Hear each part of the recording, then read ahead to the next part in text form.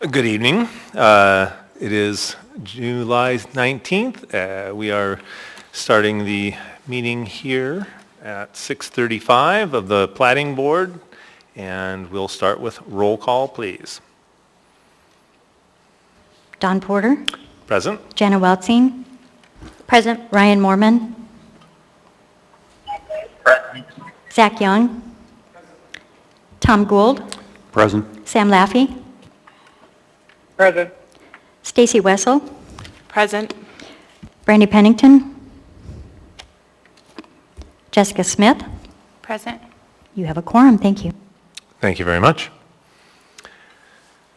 We will move on to approvals of the minutes. I will need a motion to approve the minutes of Wednesday, June 7th, 2023. I'll need a motion.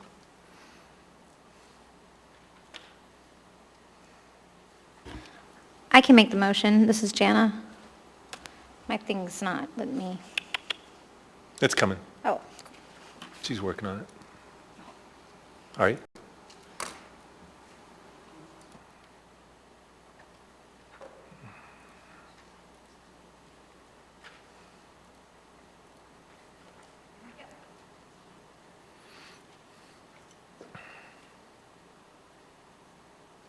We need a second. Thank you. It's been moved by Jana Wilson and Mr. Tom, and seconded by Mr. Gould. Any corrections or objections to approving the minutes? Hearing and seeing none, the minutes are approved. We'll move on to special order of business. Do we have any disclosures? Yes, this is Sam Laffey. I Yes. would like to make a disclosure, please. I need to abstain from voting in the minutes and will abstain from voting on the consent agenda as I was not yet seated on the board. So we'll... And this is Sam Laffey. Oh. I'm going to abstain from voting on resolutions for approval number 5, Part A, Resolution 2023-11. I did not attend that portion of the hearing and have not reviewed the minutes. Thank you. Stacy Wessel. I was not present at the May and June meeting, and I will abstain from voting on the consent agenda. and then through the chair, I was not present for the May 3rd meeting, but I will be voting. I did listen to the audio. Hello? Thank you.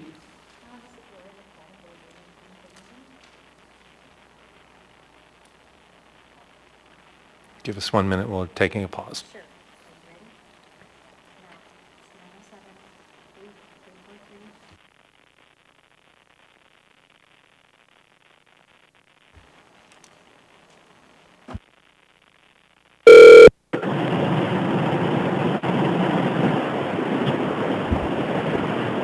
Ms. Pennington, is that you? Oh, thank you so much. Thank you so much. Thank you.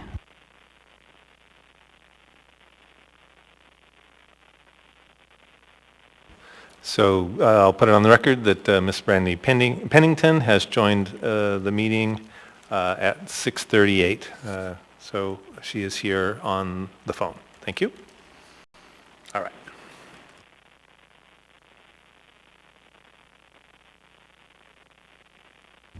Do we have any more disclosures? All right. Seeing none? Do we have to vote to have? Tom will need your disclosure.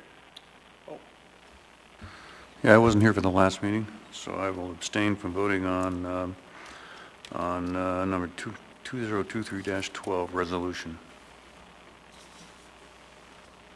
Okay. Okay. Thank you. We'll take that as a matter of record. All right.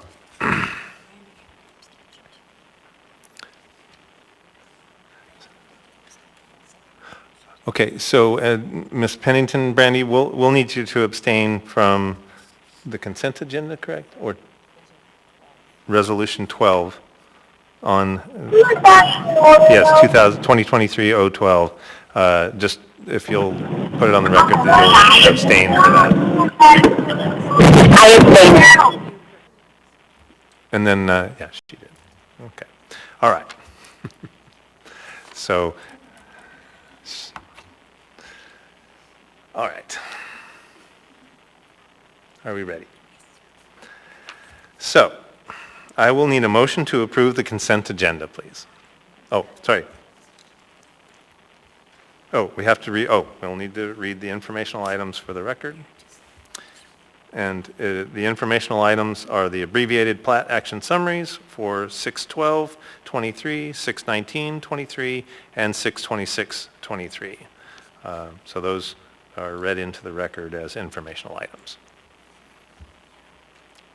Now we can vote. So I'll need a motion to approve the consent agenda. Those that are abstaining. This is Ryan Mormon. I move to make a motion to approve the consent agenda. I got two times today with Thank you, Ryan. So Ryan has moved, and we'll need a second. Excellent. It has been moved for the consent agenda by Mr. Ryan Mormon and seconded by Ms. Jana Wilson. Is there any items that will be pulled for discussion?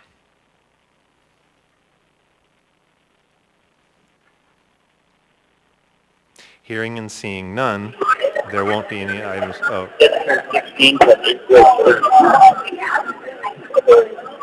Go ahead. Oh, this is Ryan Mormon, and I will have to be leaving this meeting. Okay, so you'll have to leave right after this vote. Yep, you got it. That'll be fine, thank you. Thank you. So again, anything to be pulled from the consent agenda?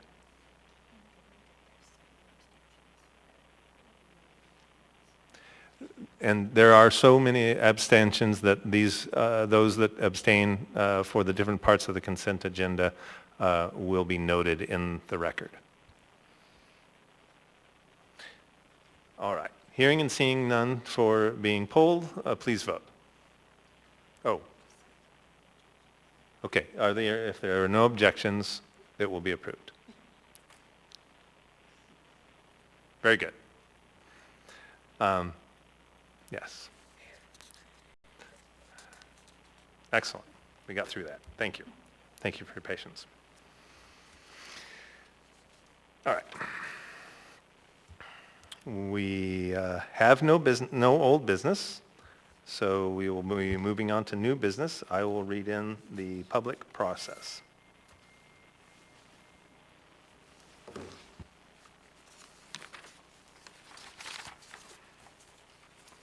All right. For July 19, 2023. The Platting Board meets each month on the first and third Wednesday, except holidays, as regular meetings. If the Platting Board fails to complete its agenda for the regular meetings, the Board carries over the remainder of the agenda to the following meeting. The procedure by which the public may speak to the Platting Board at the meeting is 1, after staff presentation is completed on the public hearing items, the chair will ask for the public testimony on the issue. Persons who wish to testify will follow time limits established in the Commission of Rules of Procedure. Petitioners, including all of his or her representatives, will be allowed 10 minutes. Part of this time may be reserved for rebuttal. Representative of groups, such as community councils, PTAs, etc., those will be 5 minutes. And individuals will be granted 3 minutes. When your testimony is complete, you may be asked questions by the board. You may only testify once on any issue unless questioned by the board. Any party of interest wishing to file an appeal shall first file with the planning director within 7 days of the board's decision made on the record a written notice of intent to appeal in accordance with AMC 21.03.050A.4.a. Following approval of the written findings of fact and decision, any party of interest may, within 20 days, file an appeal by filing a notice of appeal and paying the appeal fee and deposit in accordance with Section 21.03.050. The notice of appeal must be filed with the planning director on a form prescribed by the municipality. If the appellant is not the applicant, the appellant's notice of appeal shall include proof of service on the applicant. There. Excellent. All right. So now we're here for public business. So we'll need do we need a motion for that? Okay. So staff has requested that we combine the first two public hearings into one. So those cases are S12732 and S12722. So we'll need a motion and a second for that if the board agrees. It has been moved by Mr. Thomas Gould and seconded by Zach Young that we combine two cases. If there are no objections, do we see any objections? Any objections on the phone? Well, I guess I just would want to hear, like, are the cases so similar? I mean, it looks like they're a little bit of rationale for the public would be good. Through the chair, Francis McLaughlin, current planning division of the planning department. The first case tonight is a tract plat to create parent lots, and then the second case is a unit lot subdivision, which is like a mechanism for obtaining bank financing to do a type of multifamily housing. And so the two cases are dependent on one another and related. Thank you. I have no objection. I have a question. This is Sam Lappy, no objection. Go ahead, Tom. They seem to have different conditions. Am I missing something there? Or do they both have the same conditions attached to them? Through the chair, Mr. Gould, they have different conditions of approval because there's a different set of regulations that they're required to meet, the tract plat and a unit lot subdivision, different sections of code. Yeah, they'll have different conditions. Some may be the same and overlap that should be on both the tract plat, sort of your base, and then the site plan on top of it. Some of the conditions will be the same, but some will be different. All right. Well, I guess my question is that if we're going to approve the There'll be two different motions, Mr. Gould. Two different motions. Yeah. Very good. That's what I want to know. Thanks. So, Mr. Chair, so Francis will read his staff report, and then I'll read my staff report, and then, as Francis mentioned, there'll be two different motions at the end. Very good. Given that we're combining the cases, the petitioner will have up to 20 minutes rather than 10. Basically, all of the timings will be doubled. So if, because there's two cases. So likely we won't need all that time, but just please be aware. With that, we should see if there's any objections to combining the motion.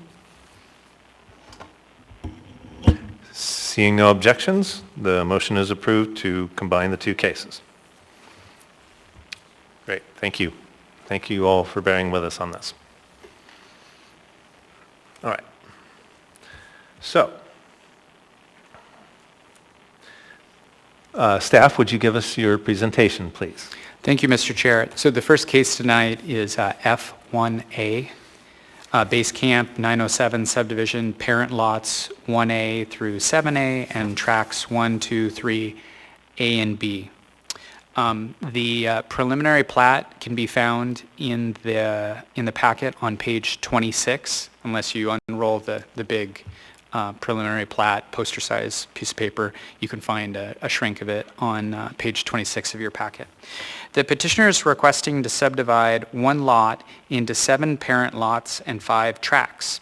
The petitioner is also requesting to vacate and relocate the 30-foot wide highway screening landscaping easement and the 20-foot wide telephone and electric easement on the north side of the lot.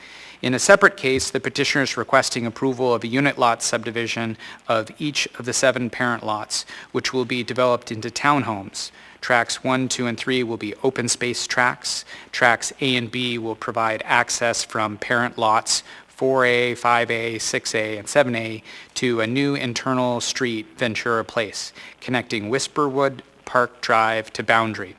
A primer for the unit lot subdivision, the next case that Sean will read, can be found on pages 27 and 28 of this case packet. The petition site is a 5-acre lot located on the north side of Whisperwood Park Drive. The property is south of the Glen Highway between Boniface Parkway and Turpin Street. The site is zoned R4, multifamily residential zoning district. The surrounding area is zoned R3 and R4 and is developed with multifamily housing and duplexes. The lot directly west of the subject property is vacant. The petition site does not contain any stream channels or drainage ways. The subdivision will be served by public water and sewer. The proposed subdivision shows a 60-foot wide right-of-way dedication for a new road connecting Whisperwood Park Drive to Boundary Avenue. A proposed condition of approval requires the applicant to enter into a subdivision agreement for the construction of the new internal street. The applicant's representative and the MOA Street Maintenance Division have agreement on winter maintenance of the new internal public street, given the type of housing proposed for the property. The right-of-way division and the private development division request that the agreement be formalized in a memorandum of understanding, and this should be a condition of approval. I'm going to skip now to the findings and the department recommendation on page 6 of your packet. The department finds that the proposed preliminary plat meets all subdivision design and improvement standards per the subdivision regulations, subject to the proposed conditions of approval. The vacation request has been reviewed in accordance with that relevant section of code, and all impacted utility companies have no objection to relocating the easement. So the department is recommending approval of the vacation of the 30-foot wide highway screening easement and the 20-foot wide telephone and electric easement to flip their locations on the north side of the lot, subject to recording a final plat within 24 months and any time extensions. And the department is recommending approval of the preliminary plat for 24 months, subject to the conditions of approval 1 through 10 on pages 6, 7, and 8. The condition of approval that I alluded to about the memorandum of understanding is number 6 on page 7 of your packet. Thank you very much, and I'll turn to Sean. Okay, and then in case S12722, this is Holquist Homes proposes to create a unit lot subdivision on this site. There will be a total of 47 attached single-family dwelling units comprised of 3 6-plex structures and 4 7-plex structures. There were no objections from the reviewing agencies. And in the findings of AMC 2108-070E, that's the unit lot subdivisions. Those require the standards of AMC 2104, 2105, 2106, 2107, 2109 be met. The analysis of the standards is found in the staff packet. With those district-specific standards, the townhouse elevations have been met. The allowed uses has been met. The dimensional standards for residential districts has been met. The buildings to have access, 2107 section now, that has been met. Private open space, staff finds that in the R4 district, that has been met. Drainage, stormwater treatment, erosion control, snow storage and disposal, as Francis mentioned with that agreement, that has been met. On-street pedestrian walkways, that standard has been met. The refuse collection has been met, as well as the off-street parking and loading requirements. Building spacing has been met. Pedestrian access Staff finds that those standards have been met. The building and site orientation has been met. For the landscaping, the front driveway separations, staff finds that has been met, and the mechanical and electrical equipment screening, that has been met as well. And for the standards in 2107, which is all the design standards, it's not often you see that in the platting board. You'll find some of those have been partially met or not met. That was just based upon the staff's information at the time that we got.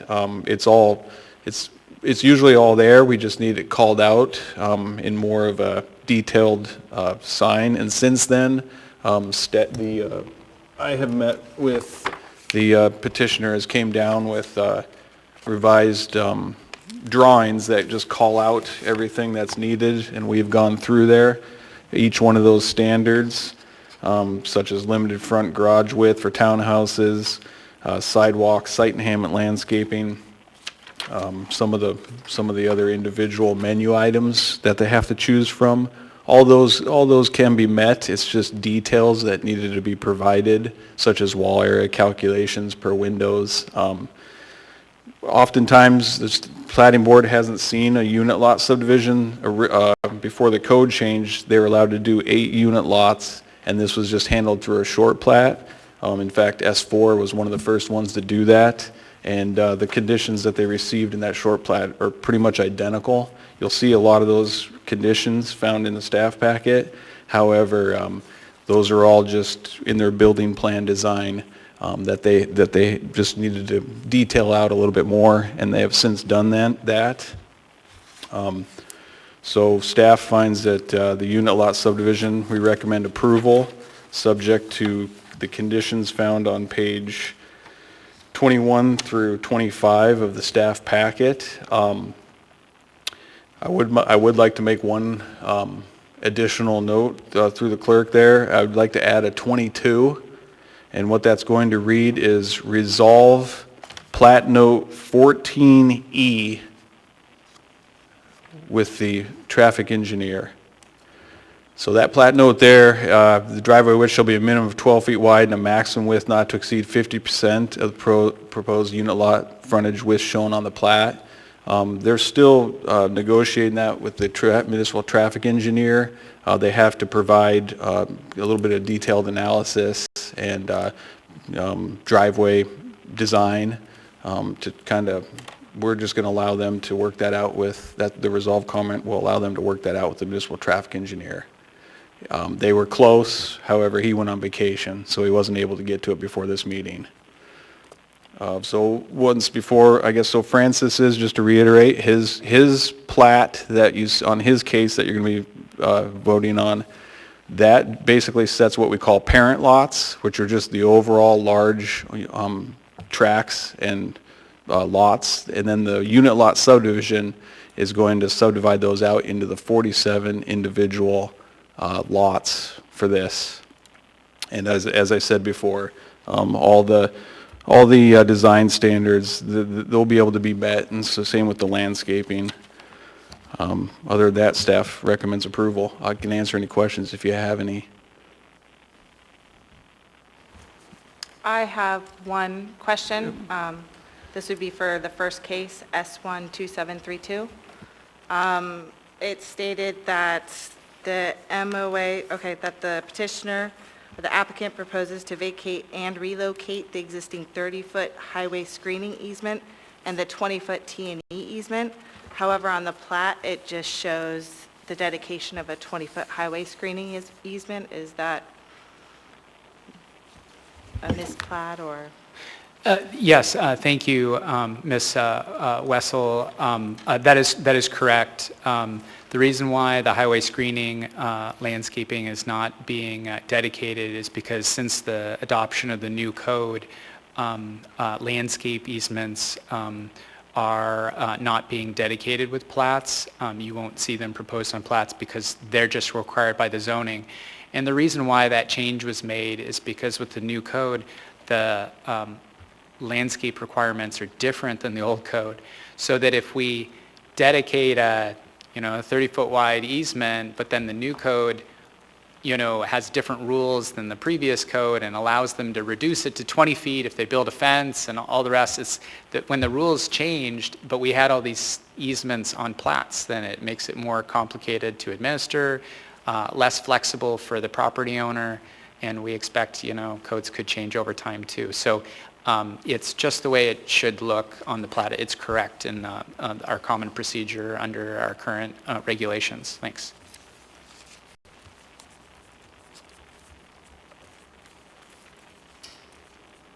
Do we have any other questions of staff?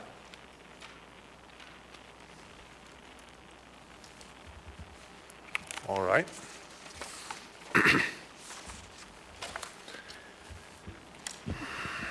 Mr. Chair, I just want to make sure that the clerk got the correct wording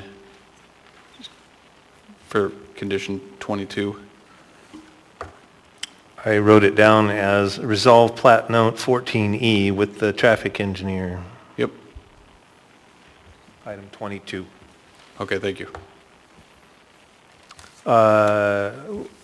Okay, so I would like to thank staff. Obviously, this is a very complex, and I would like to thank you very much for your research and your presentation tonight. With that, we've combined them. We've gotten staff presentation. Any more questions of staff? Then, if not, then we will move on to petitioner's presentation. Would you let me know who you are, and we'll go. There we go.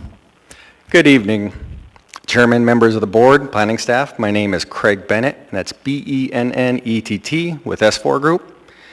The professionals with Triad Engineering are here also to help answer any civil-related questions that the board may have. As staff stated, this is a unit lot plat. This is the first application that has been submitted under the new unit lot code, and staff spent a lot of time working with us to get this project to this point. There were no objections from the community or any of the reviewing agencies in the staff report, and with the one condition update that staff mentioned, we are in agreement with planning. Being a unit lot project, there are two platting cases, a landscape plan and a site plan, a little different than this board has typically seen.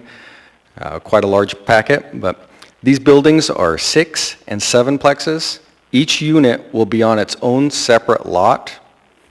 These units are unique because they will all have large garages for the classic Alaskan lifestyle. Unit owners will be able to keep their outdoor toys in a garage, not something normally available in multifamily units. We're asking to vacate and swap the location of the T&E easement on the north side, and this will place the existing power line in the T&E easement and then have the landscaping behind it. And this will match up to the easements adjoining to on the east that we swapped when we platted that. And this is supported by the reviewing agencies also. This conforms to the 2040 land use plan, current zoning. All agencies support it. The department recommends approval of the plat and vacations. And I ask the board to approve the plat, and I'll just save the rest of my time for rebuttal and then questions. Excellent, thank you. You have 18 minutes and 3 seconds for your rebuttal. At this point, do we have any questions of the petitioner from the board? Seeing none, we'll move forward. At this point in time, I would like to open the hearing for groups and individuals. Does anybody wish to come forward and testify?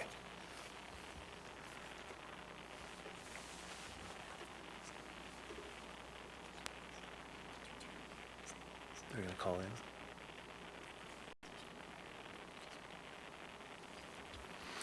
Seeing none in the audience, we do have someone that's going to call in. Or are you going to call her? Oh.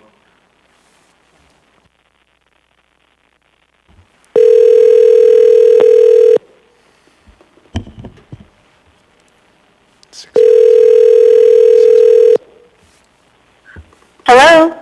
Hi, is this Ashley Sylvester? This is she. This is the Platting Board calling for your public testimony on case S12722. Before we get started, are you calling as an individual or a representative of a group? Individual. Okay, you'll have 6 minutes to testify. So if you can state your full name for the record, you can begin. Okay, yes, Ashley Sylvester. And I have some concerns and questions as well. The first one is the traffic speeding test that was run in my neighborhood. Where can I find the results of that, or do y'all have that available?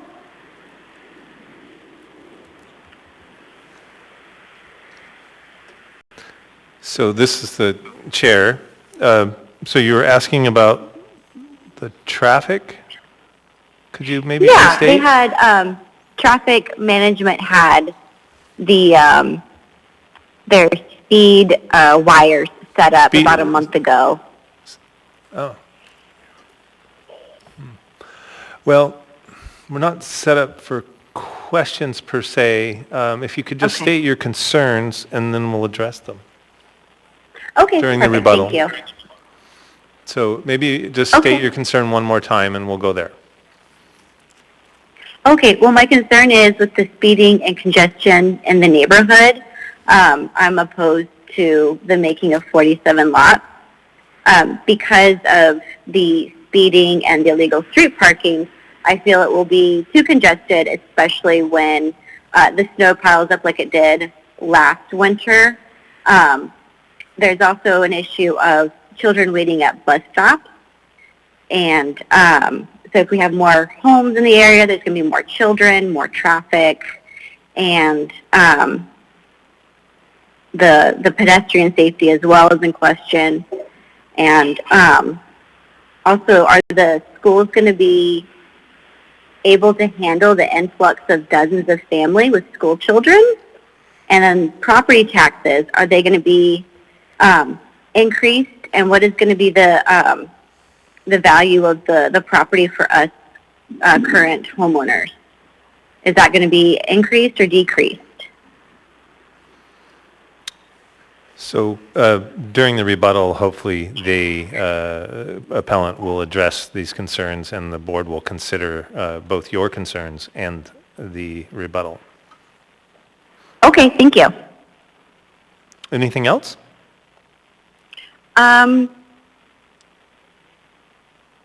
I don't believe so. Excellent. I appreciate you taking the time to call in. We look forward to hearing from the appellant. Thank you. Thank you very much. So I guess sorry. Applicant. All right. Thank you. So with that, we would like to hear from Francis McLaughlin from the Planning Department.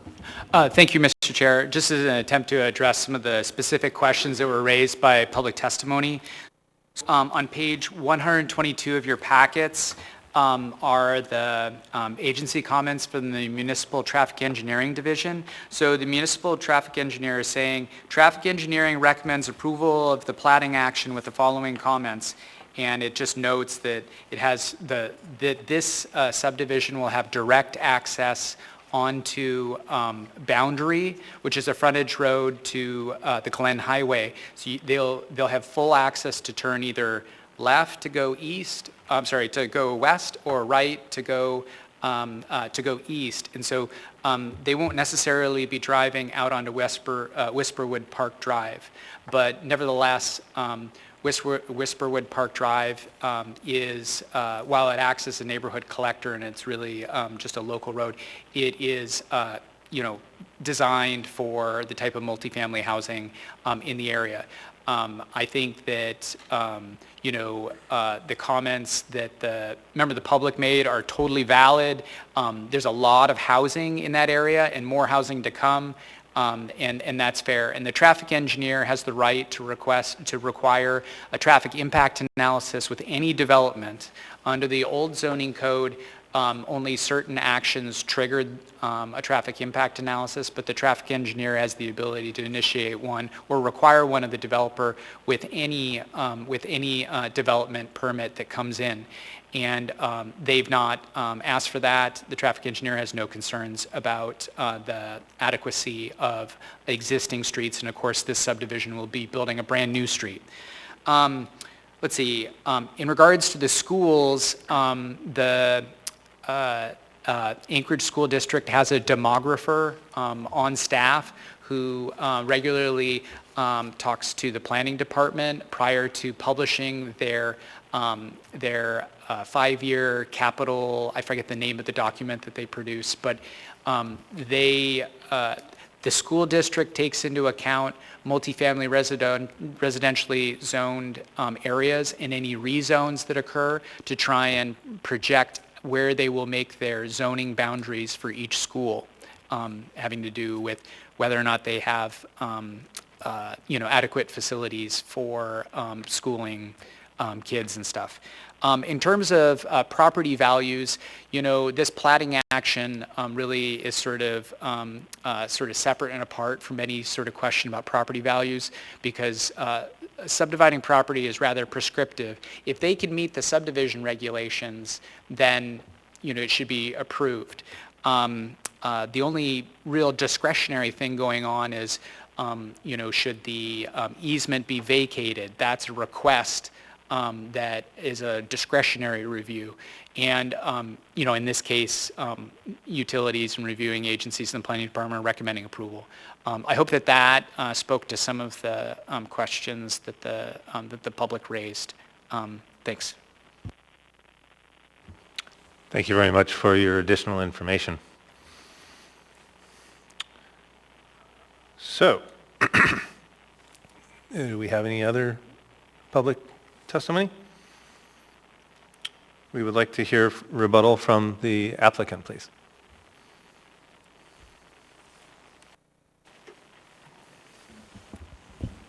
Craig with S4, and I'm just here to answer any questions, and thank you.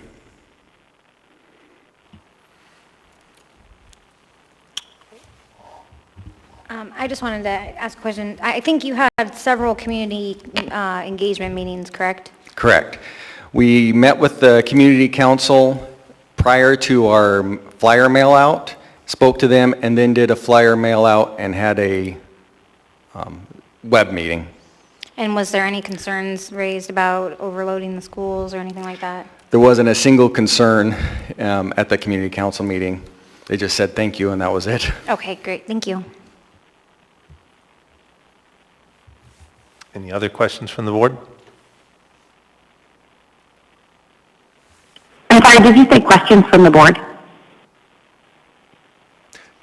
Go ahead, Ms. Pennington. No, I didn't hear what you said. Did you say questions from the board? We did have one there from Janet, so.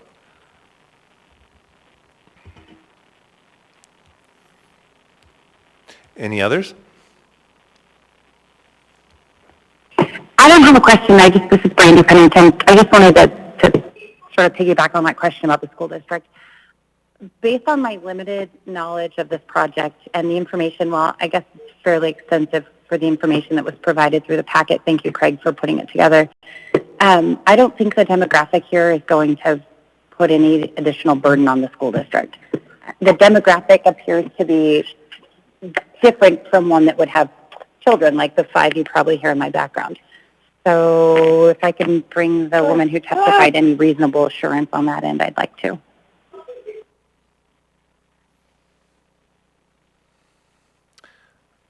Sorry. That's all. Having a little trouble understanding. Are you asking the petitioner? No. So I was thanking the petitioner for the package. She did a really nice job. I read through it, and I think there was a woman just speaking, and she had some concern about the school district. Is that correct? About overburdening the school? There was, she had questions about that, which was addressed by the planning staff. Yeah, so basically just to support what planning staff said, the demographic that's likely to purchase this type of property or lease it most likely won't have a lot of children. Understood. Thank you. Thanks. All right. With that, we'll close the public hearing. The matter will rest with the board. Thank you. I'll need a motion to approve. We will be starting with the first motion. There will be 2 on the first case. It'll be S12732, noted right there, and it has been moved by Ms. Jessica Smith and seconded by Mr. Zach Young. Ms. Smith, would you state your motion, please? I move in case S12732 to approve the vacation of the 30-foot wide highway screening easement and 20-foot wide telephone and electric easement to flip their locations to the north side of the lot, subject to recording a final plat within 24 months and any time extensions. Excellent. Would you speak to your motion, please? I think the staff report is thorough, and we've heard from the applicant, and everything seems to be in order. Excellent. Mr. Young, would you care to speak to your motion, your second? All the conditions of staff have been met, and I will be supporting this motion. Excellent. Is there any discussion? I would just add that it seemed like there was adequate effort to engage the public.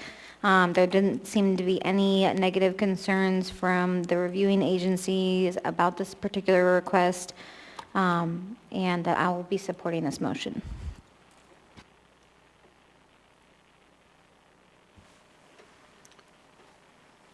I'd also like to say that this does provide a lot more housing for the Anchorage area, which is in short supply, and I think this is a good thing to do.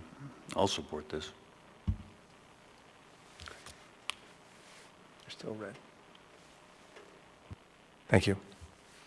Any other findings from the board? I'll go last.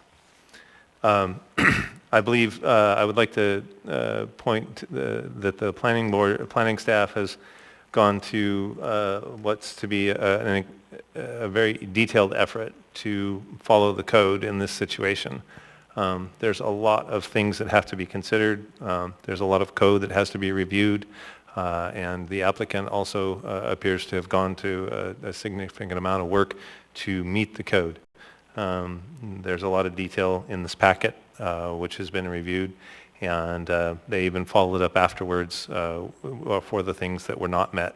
They met with the planning board and the planning staff and resolved the outstanding issues. So from my perspective, I will be supporting this motion. With that, we'll vote.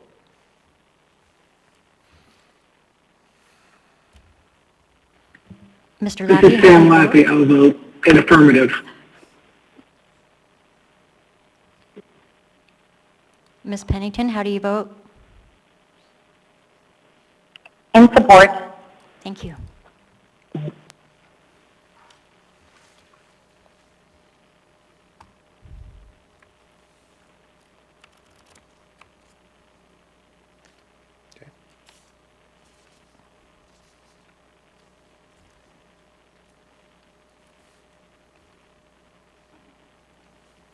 That motion has passed. May I have the next motion, please, once it comes up?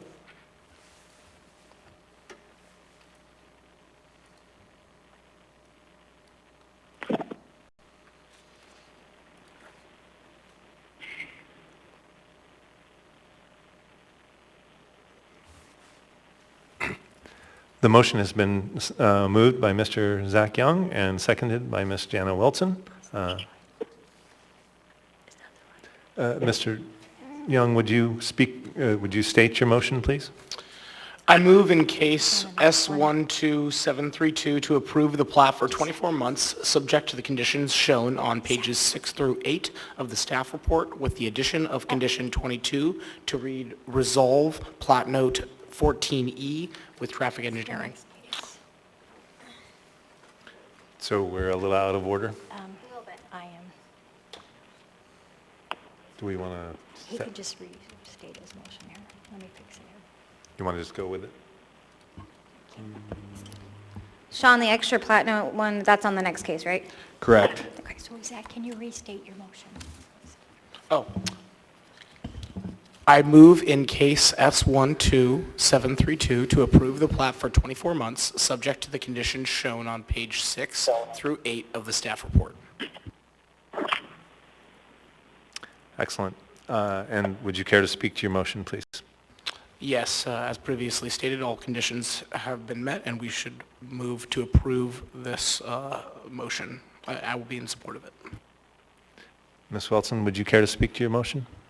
Sure, to, quote Mr. McLaughlin before, subdividing is quite prescriptive, and all of the code was met, all of the Ts were crossed, and the public had plenty of time for engagement and did not voice any concerns that I think that will be, we heard some concerns today, but we didn't hear concerns that weren't addressed through the thoughtful planning process. And so I'll be in support of this, and again, all the reviewing agencies were in support of this project. Any other findings? Sam or Brandy on the phone? None. None. Thank you. Please vote. This is Sam Laffey. I vote in the affirmative. Brandy Pennington, I vote in the affirmative. Thank you.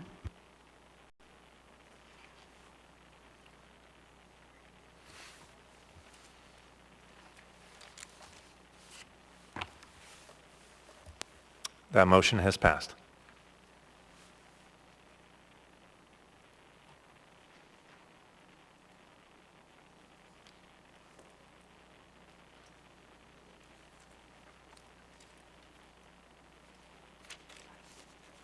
We have next motion coming up on case S2722. May I have a motion, please? It has been moved by Ms. Jessica Smith and seconded by Mr. Zach Young. Ms. Smith, would you care to state your motion? I move in case S12722 to approve the plat for 24 months, subject to the conditions shown on pages 21 through 25 of the staff report, with the addition of condition 22 to read, resolve plat note 14E with traffic engineering. And would you care to speak to your motion? Sure. I plan to support this motion. The applicant is in order, and all the conditions have been met. With that one hanging out there that we'll take care of later. Excellent. Mr. Young, would you care to speak to your motion? Red light. I will be supporting this motion for the reasons previously stated. Thank you. Do we have any findings from the board? Just findings that we've already kind of ran through, that all of the code sections were met.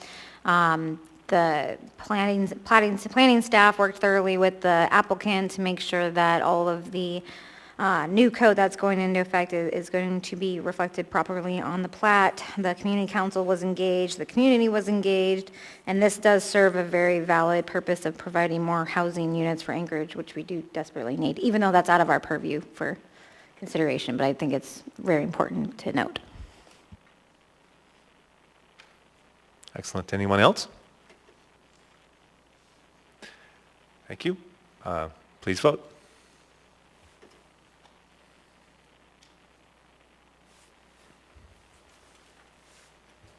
Mr. Laffey, how do you vote? I vote in the affirmative. Ms. Pennington, how do you vote? Approve. Thank you.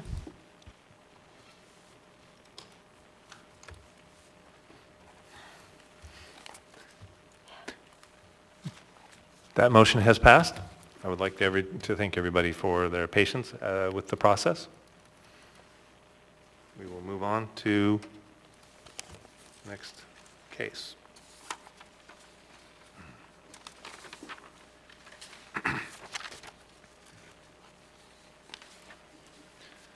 May we have the staff presentation for next case, which is S12732. Oh, what? Sorry, S12728. Yes, you may, Chair Porter. So case S12728 is a preliminary plat for Bree Estate subdivision, lots 1 through 9. So 9 lots would be created from one tract. The preliminary plat for Bree Estates would also vacate a 100-foot septic setback easement and a 50-foot creek maintenance easement for Little Survival Creek. Steamboat Drive is proposed to continue northward in a 60-foot dedicated right-of-way. Page 20 of the staff report shows an 8.5 by 11 version of the plat. Community comments are in attachment 4 of the staff report. The Rabbit Creek Community Council and one individual objected to the easement vacations with concerns for wet areas and health and safety. Reviewing agency comments are in attachment 3 of the staff report. Reviewing agencies had no objections to the lots or the vacations, but had several comments that have been incorporated into conditions of approval. The road is classified as a collector in the official streets and highways plan, which requires 70 feet of right-of-way. Comments from traffic engineering and private development also requested the 70 feet of right-of-way for Steamboat Drive. The 70 feet could allow for a potential future development of a non-motorized pathway. For now, a condition of approval is just for Steamboat Drive to be constructed as a 20-foot wide strip paved street with ditches. Watershed Management Services supported the vacation of the 50-foot creek maintenance easement because stream protection setbacks are specified in Title 21. Little Survival Creek is listed in Table 21.07-01 with a minimum stream setback width per side of 50 feet, so that matches the plat note that would be vacated. On-site water and wastewater had no objection to the vacation of the 100-foot septic easement. Chapter 15.65 wastewater disposal under Title 15 environmental protection covers how far back your septic system has to be. I did have a conversation with our on-site water and wastewater just to get make sure I was prepared with a good understanding to communicate of their support for the vacation of the 100-foot septic easement.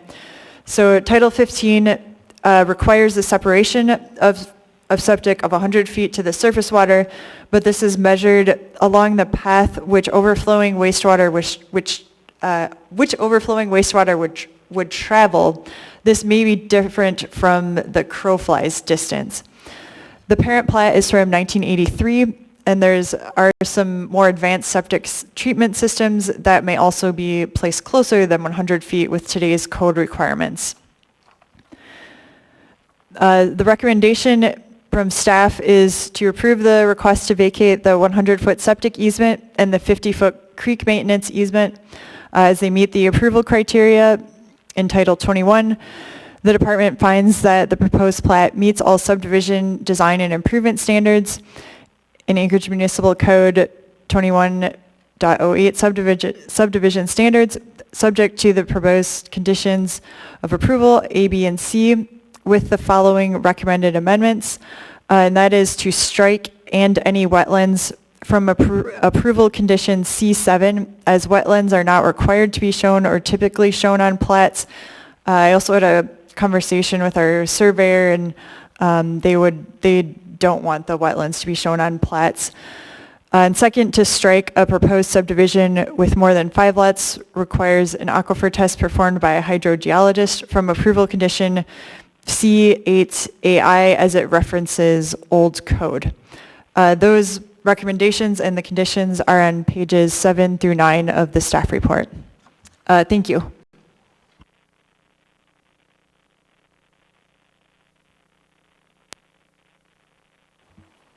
Thank you from staff. Do we have any questions of staff from the board? I have a question. Go ahead. So just to reiterate, the city surveyor said that typically wetlands are not shown on the plat? Is that what? Yes, that's correct. I was told if I requested them to be shown, then she would just ask for them to be removed. Okay, so that's just standard. Yes, that's correct. It's standard. It's nothing special for this plat. Okay, thank you.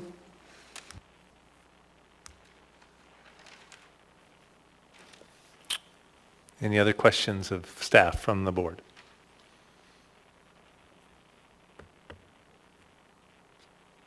Okay.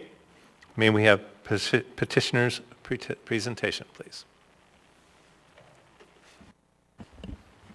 Good evening, Chairman, members of the board, and planning staff. My name is Craig Bennett, B-E-N-N-E-T-T with S4 Group, and I represent the petitioner tonight. The professionals with Triad Engineering are here also to help answer silver-related questions. And staff presented the case well. We agree with their determination and updated conditions. And I'll just briefly touch on some of the main points. The site is over 32 acres, and the proposed subdivision is showing 9 large lots. A 70-foot right-of-way is being dedicated for the continuation of Steamboat Drive. With this platting application, an easement vacation is being requested for the 100-foot septic setback easement and the 50-foot creek maintenance easement. As staff stated, there were no objections to the vacations from any of the reviewing agencies. Tile 21 has creek setbacks already. MOA on-site water and wastewater section said the easement is unnecessary because they review for each lot for approval for septic. And this meets the approval criteria in code for a vacation. Watershed management completed water course mapping of the site, and we now have the stream data for the site, and we will show the new mapping on the final plat per condition 7. And I'll conclude that this conforms to the HDP, the 2040 land use plan, and current zoning. There are no variances being asked for. All the reviewing agencies support this subdivision. The department recommends approval of the plat and vacations, and I ask that this board approve this plat. And I'll save the rest of my time for rebuttal. Thank you. You have 8 minutes and 19 seconds for your rebuttal. Thank you.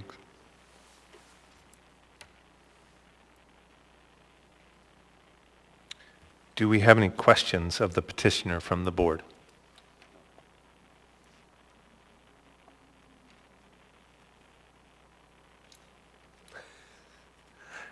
Ms. Pennington or Mr. Laffey on the phone, do you have any questions for the petitioner? I guess I'm sorry, I had an emergency, so I don't have my documents in front of me. Can you just verify what end of Steamboat this is?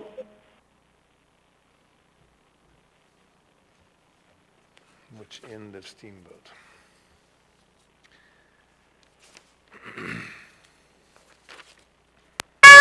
Like the straight part. The straight Steamboat. So you head up Ashland, right, and then Steamboat forks into 2. Is this, what is the name of the petitioner on this? Hello? So, yeah, sorry, we're looking. Ashland is west. West of Ashland. I'm sorry, we're trying to answer the question. Yes, so this is No problem. in section 11. So it's down the hill. It's at the end of Steamboat where it dead ends.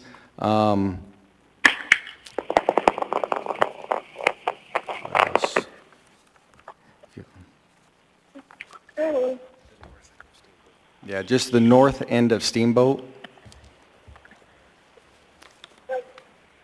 So perhaps the engineering firm or the representative of the petitioner might know. Is this before the red gate? Is this on the side with the red gate? Other way. Opposite direction. Okay, thank you. Great. All right, Mr. Laffey?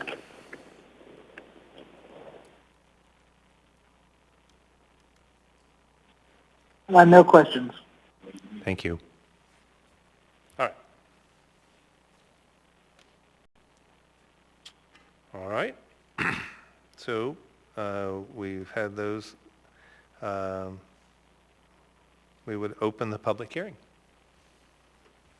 Is there anyone that wishes to come forward and testify?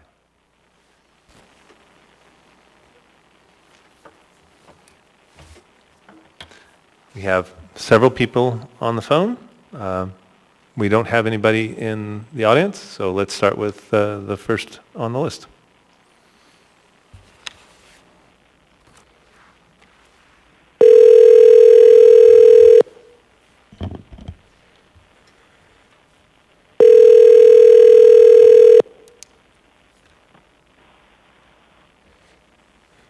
This is Diane.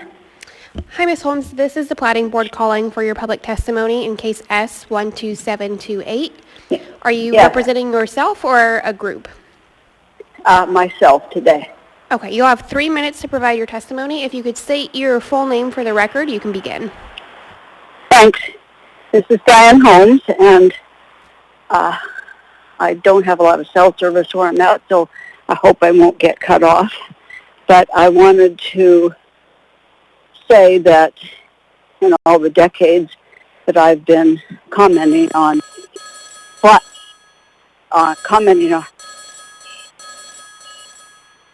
hello, hope you can hear me. All the time I've been commenting on plats, I've never seen one where they've asked for a vacation of the stream setback or the septic, and I hope you will ask a lot of questions because I do not understand it, and I'm very concerned. And I hope that you will look in your packet for the comments from the Rabbit Creek Community Council because I do support what they have sent you. And unfortunately, I was not able to listen earlier to the representative's presentation or other comments. So I don't know what is being discussed, but those are the two main things that concern me.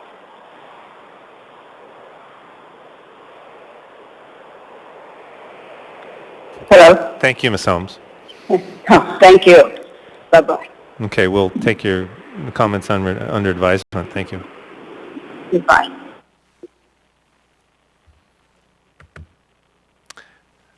The next one, please.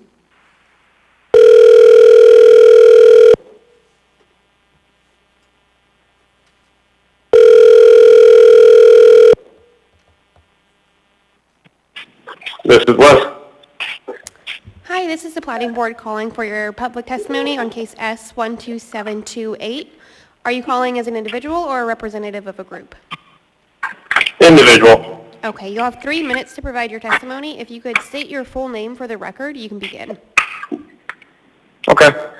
My name is Wesley McQuillan, and my testimony is mainly in concern to the 100-foot setbacks from the creeks that are, well, mainly Survival Creek that's over there. I know there's other drainages that go through that area. The main concern is that we had just built there within 4 years ago, and there was, we had to go through possible wetland delineation because it was labeled as potential wetlands, and it seemed like there was a big process in regards to building near a wetland area, and I know that this development is obviously going to have septics and so on, so when they say on the platting that there's a vacation of this setback, I guess our concern is that that there's maybe not going to be held to the same standard that a normal builder would have to be held to. Our main concern is obviously for the creek, and if there were to be any septic overflows or issues like that that comes from just nature and water tables rising and so on. So That's our main concern. Excellent. We will take your concerns under advisement and ask for a rebuttal.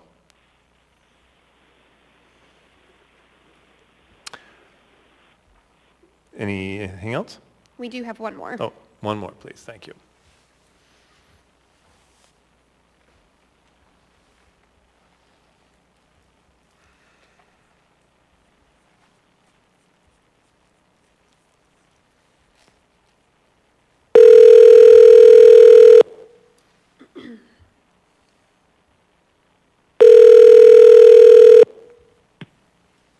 Hello, Hi, is this Seth Anderson? this is Seth Anderson, yep. This is the Platting Board calling for your public testimony on case S12728. Are you calling as an individual or a representative of a group? Individual. Okay, you'll have 3 minutes to provide your testimony. If you could state your full name for the record, you could begin.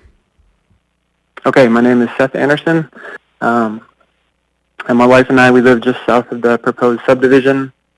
Little Survival Creek borders the north edge of our property, and the south edge of the proposed subdivision.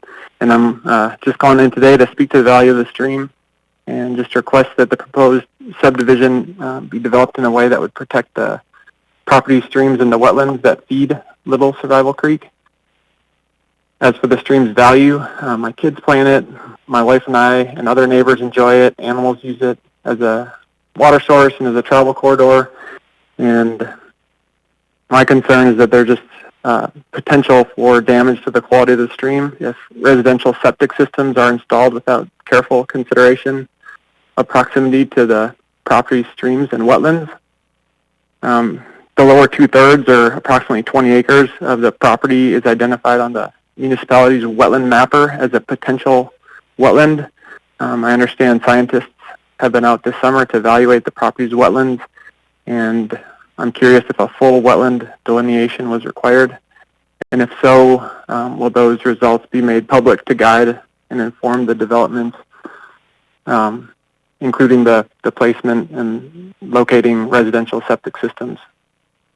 I understand that the municipality's code has separation distances for proposed septic tanks and drain fields, and I'm just curious if those separation distances apply to wetlands too.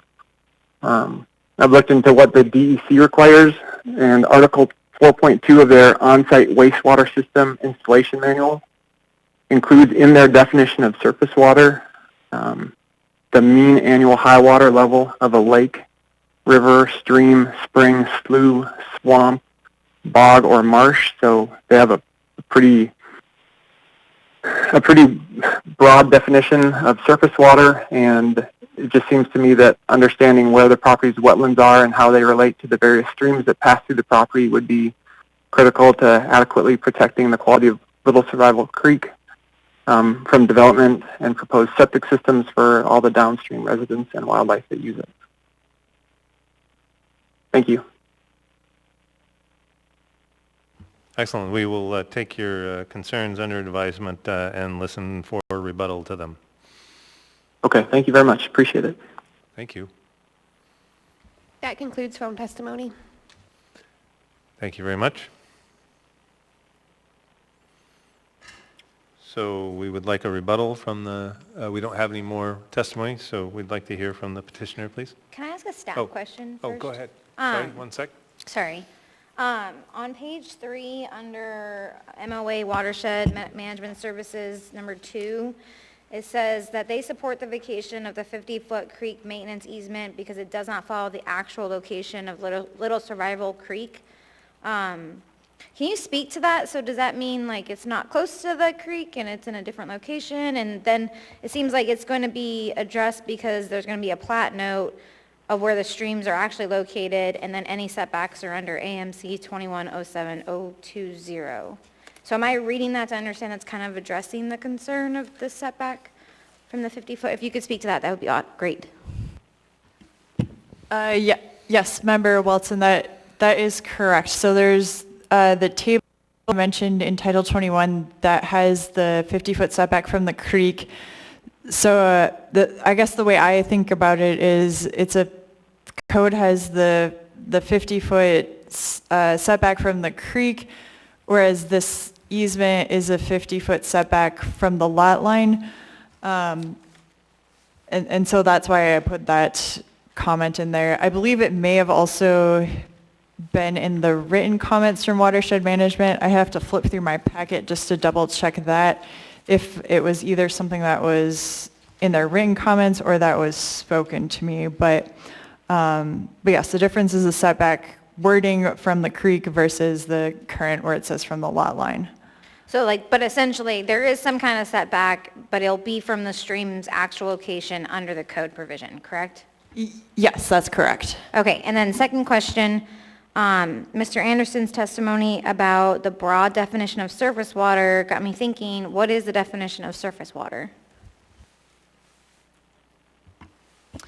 To be honest, that would be, I'm not sure for the Title 15, since I don't work with that code as much because it's health and safety. So I probably won't be able to speak accurately as to how on-site would determine surface water.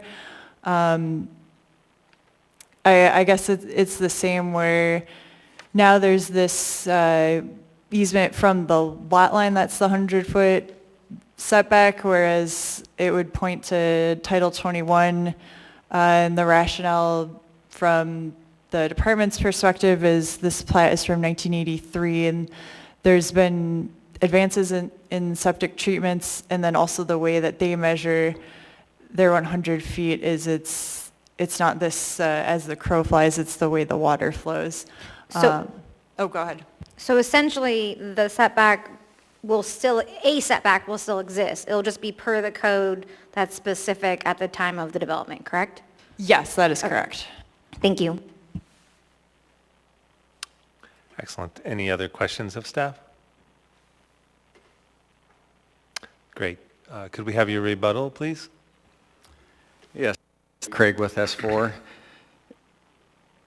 Current code, or the current practices now for stream setbacks is per Title 21, instead of having easements like they did back in the 80s, because streams change and they want the setback from the existing stream, not some easement that may or may not be correct. So removing these platted easements is in line with current code, and both on-site and watershed support the vacation because code already protects for septics and streams. And speak to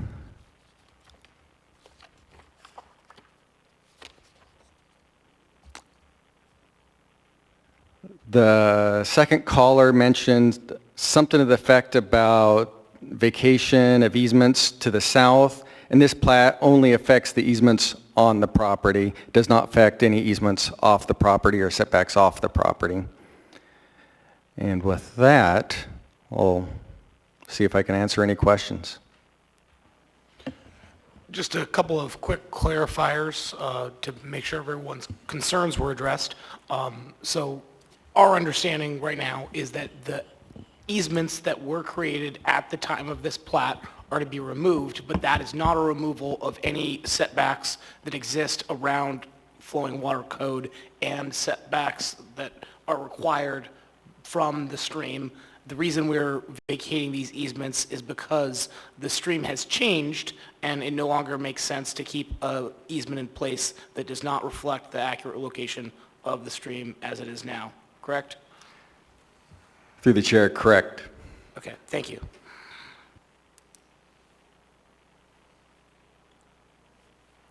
Do we have any questions of the petitioner from the phone?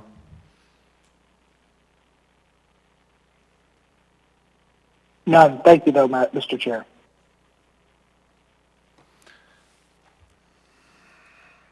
Thank you.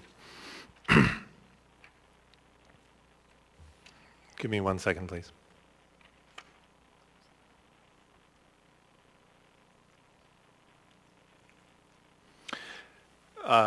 Everybody else has had their chance, and so now the chair gets a question. I would ask that you would clarify the wetland discussion and as why it wouldn't be, the wetlands would not be shown on the plat.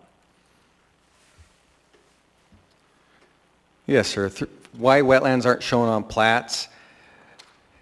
Stream locations typically now are shown on plats, but we don't dimensionalize them. We don't say, here's the bearing, here's the distance. We just show a stream thread, and that thread is determined by watershed management. They go out and they do the survey and then say, here's the line work, and we show it on the plat. And that's more for when someone builds a house, the zoning department can look at it and be like, oh, there's a stream on this, as built it, and show the house in relation to the stream. Wetlands are a little bit different. Wetlands, if they're jurisdictional under the Corps, then the Corps manage them. But in this case, we did do a wetland study. We do not believe there's any Corps jurisdictional wetlands on it. And it has been submitted to the Corps, but they have not come back with an official determination yet. But as of right now, the scientists we had out there said it does not look like there's any Corps jurisdictional wetlands. Did that answer? And I would actually just ask you to clarify that they change from year to year. Yes. Just like the stream can change. And so putting it on a plat really it doesn't do the service to the wetlands, which are already protected by the Corps? Correct, Chair. Great, thank you. Those are my concerns. With that, we'll close the public hearing and the matter will rest with the board. Right? Oh, not yet.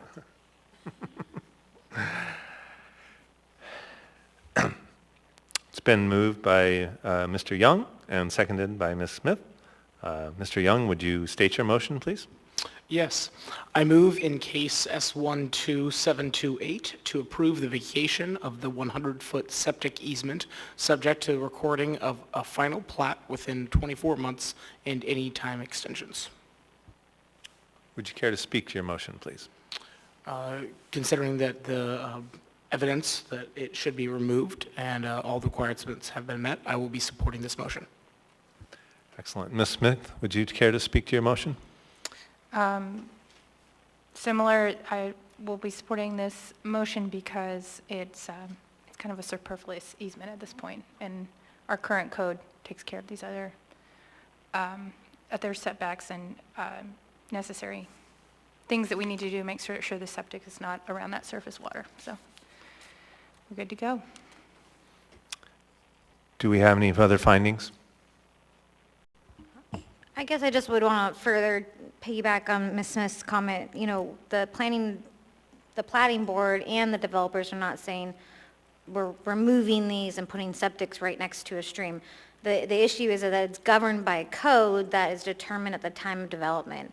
And because these things are fluid, literally, it's, I thought that was funny. Anyways, but it makes more sense for it to be considered at the time of development versus actually set in stone on the plat. So, thank you. Any other findings? I would, again, agree with you and that things are at the time of development and much more apt at that point in time. I'll be supporting this motion. Please vote. Mr. Laffey, how This do is you Sam vote? Laffey. I vote in the affirmative. Ms. Pennington, how do you vote?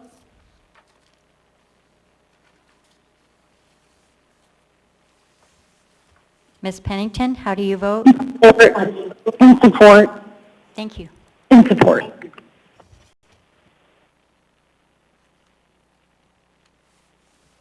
That motion is passed.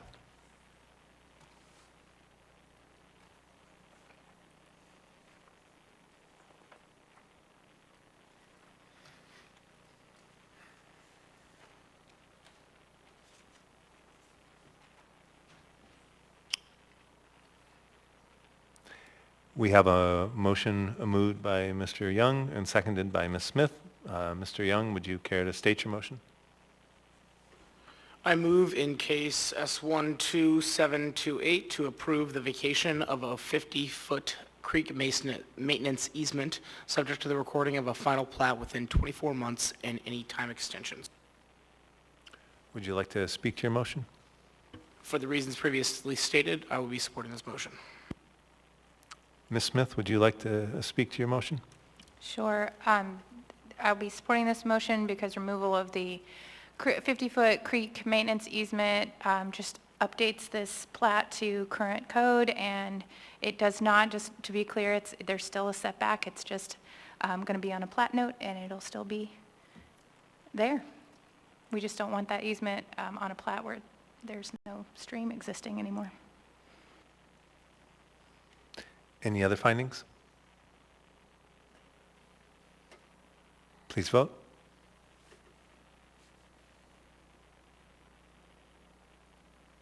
This is Sam Laffey. I vote in the affirmative on this motion. Thank you. Ms. Pennington, how do you vote?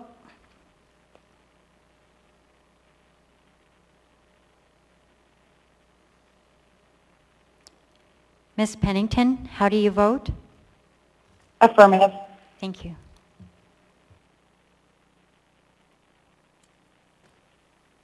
That motion is passed.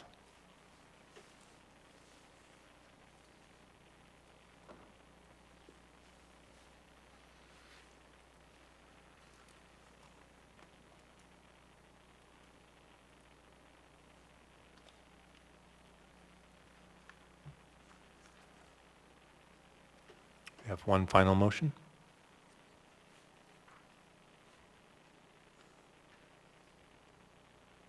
It's been moved by Ms. Welton and seconded by Ms. Smith. Ms. Welton, would you care to speak to your motion? State your motion, please.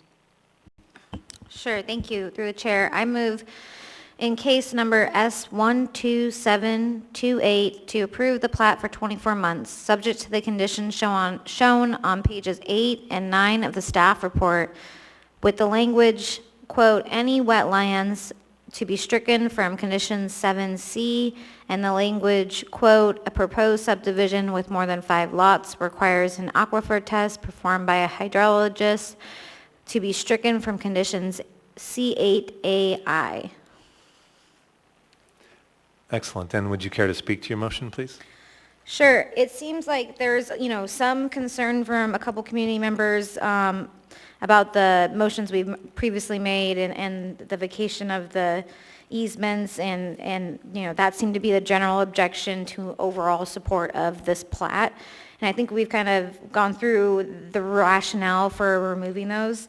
Other than that, I saw no objections from the reviewing agencies, and generally, according to the report from the community council, generally it seemed like 16 people that were at the community council meeting, which is by far the majority, voted for this project. And so, I think it's a good project. I'm sure it's going to be kind of challenging, but it seems like it's going to be pretty unique and meets all their requirements. And for the reasons we discussed before, the easements, vacations make sense, and so therefore I'll be supporting this plat.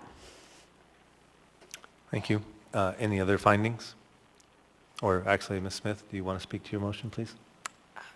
For the reasons stated above. So, and the thing that's specific is removing the language about having wetlands on the plat. That's what we're doing here, right? Correct? Well, There was a condition right. to put wetlands on the plat, and we're saying don't do that, correct? Those are just clearly in the stipulations. We're just making sure that those don't get in. Those are stricken from the rest of the conditions. Right, just double checking, sorry to confuse that. So, problem. yeah, we don't put wetlands on plats, so it's good to go. Thank you. Thank you. Any other findings, please?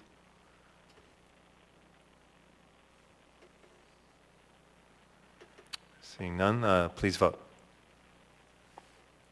This is Sam Laffey. I vote in the affirmative. Ms. Pennington, how do you vote?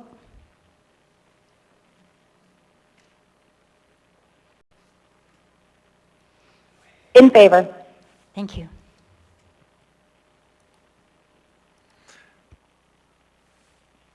And that motion is passed.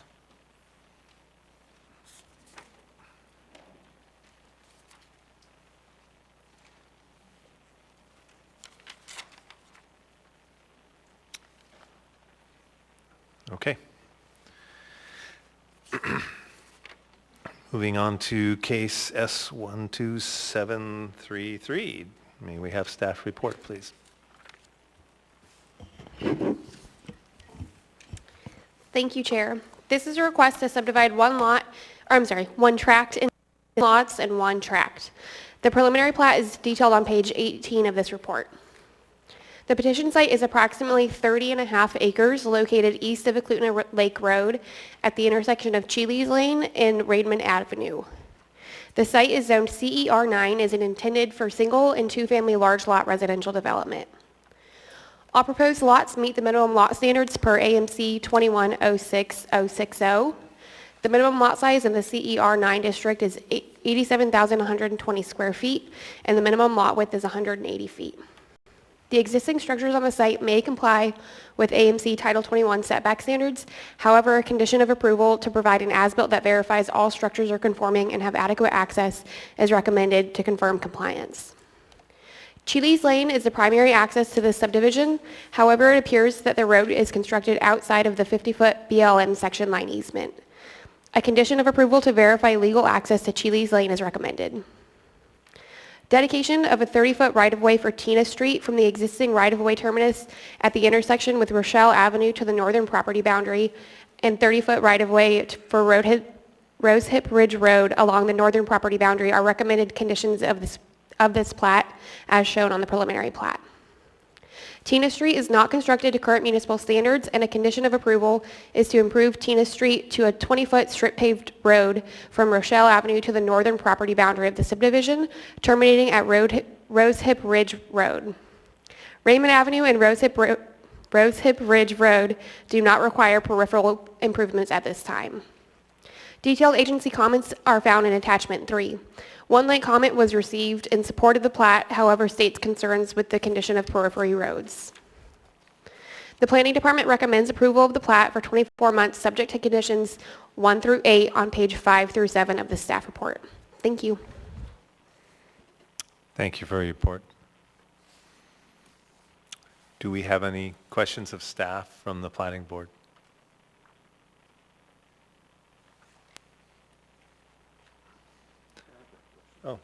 Mr. Gould. As I was reading through this earlier, there was some mention in there of an existing building that had an inadequate septic system. And I see that you've addressed that by saying that there'll be a study that does that, but I'm confused as to how this existing building figures into this action. Thank you. Through the chair, there are existing structures on the site. I'm not sure if the petitioner and property owner would consider them a cabin. There is a structure, however, that may not meet the current standards for wastewater. And so condition 6 is to resolve on-site water and wastewater section to pretty much assure that the structure that is there meets current code. Thank you. Any other questions of staff?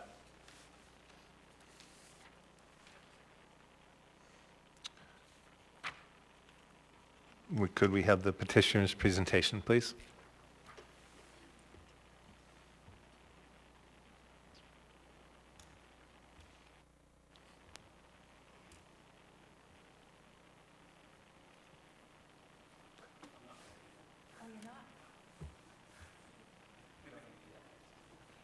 You want to turn on your mic, though? There's the right button. Thank you. Good evening. I'm Jonathan Lang, president of Lang & Associates Incorporated. I'm presenting this evening on behalf of the Cheely family who are here tonight. We agree with the majority of the department recommendations with one exception.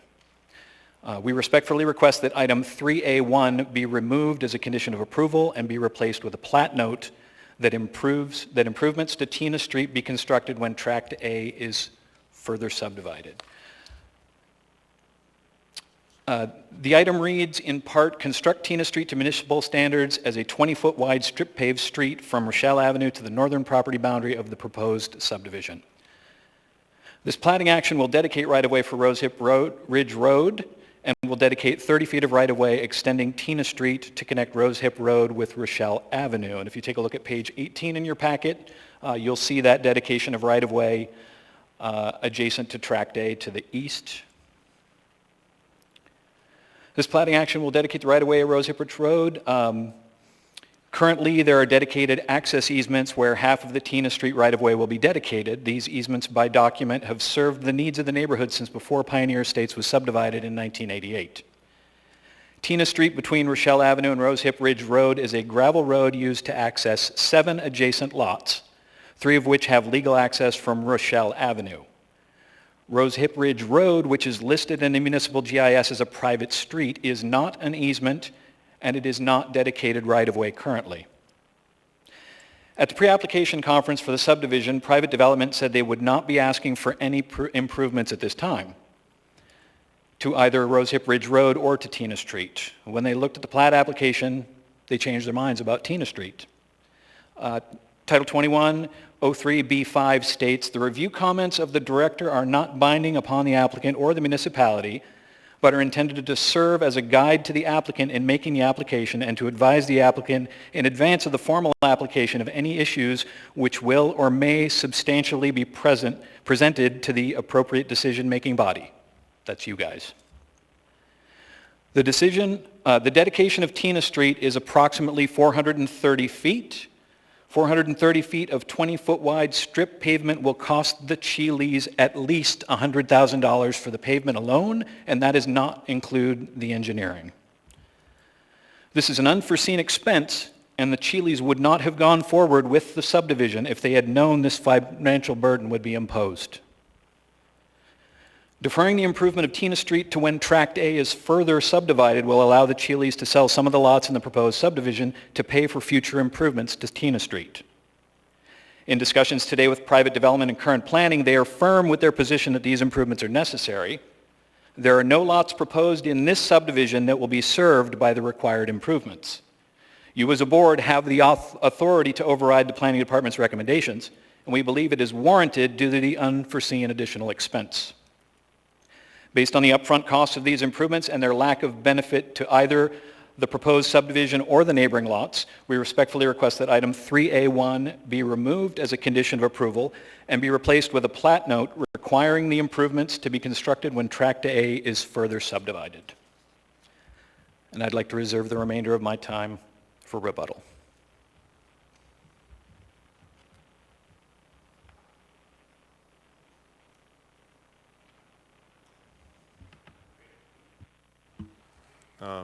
Thank you for your discussion.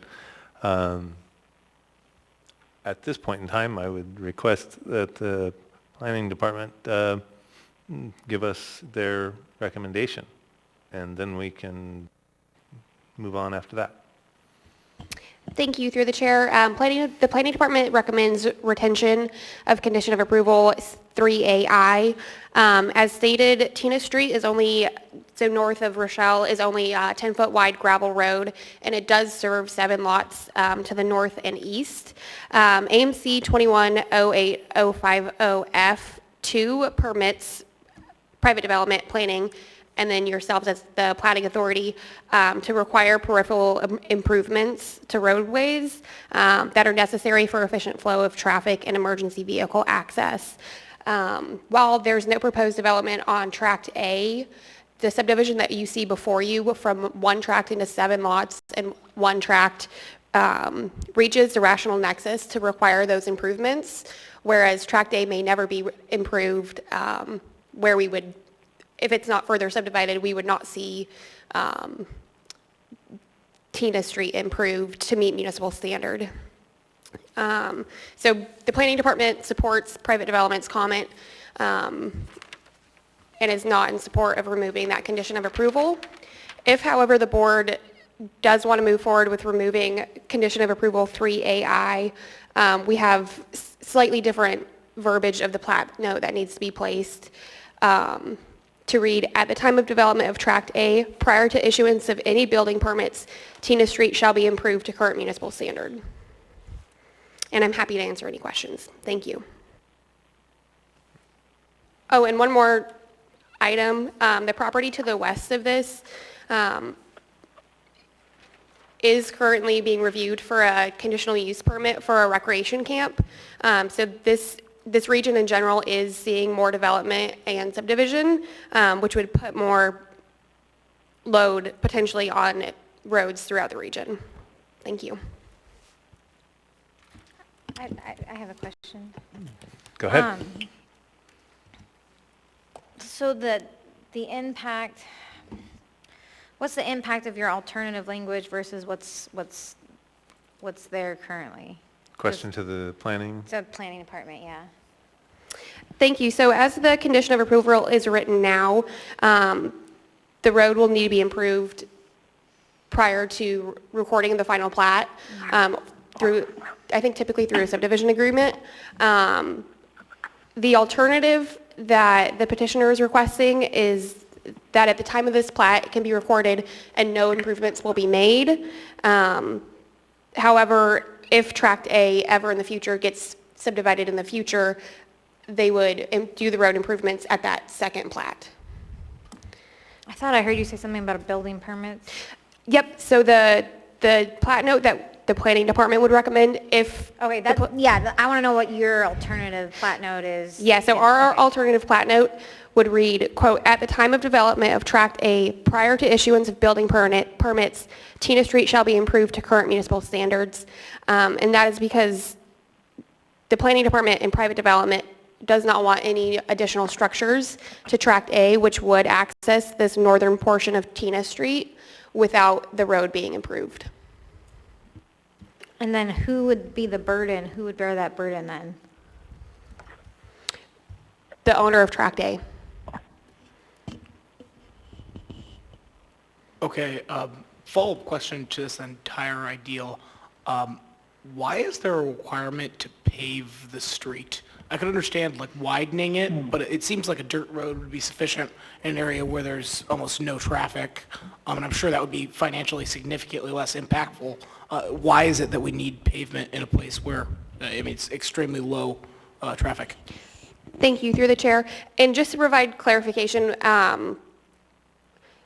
if this were to be subdivided in the future, so even if Tract A does not get a building permit, it would be, and it were subdivided prior to any building permits, it would be carried over to still develop Tina Road. The reason that we're requesting 20-foot strip paved is because that's what's existing south of Rochelle Avenue. So unfortunately, I don't think there's aerial in your packet, but Tina Street that's currently developed is 20-foot paved, and then it jogs down to a 10-foot gravel road.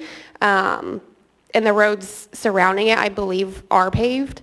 The petitioner can clarify that, but it's to meet current municipal standard because up to Rochelle, it is improved. Okay. I think it just kind of calls back into question like who constructed the roadways in the first place.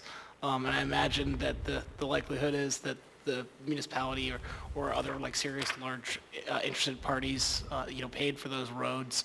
And why are we requiring a strip paved road out of a location that is not really like needing that just for congruency? It doesn't really seem to make a lot of sense, and it seems like a good reason to make an exception. Yep. So again, AMC 2108050F2 allows the platting authority to require peripheral road improvements.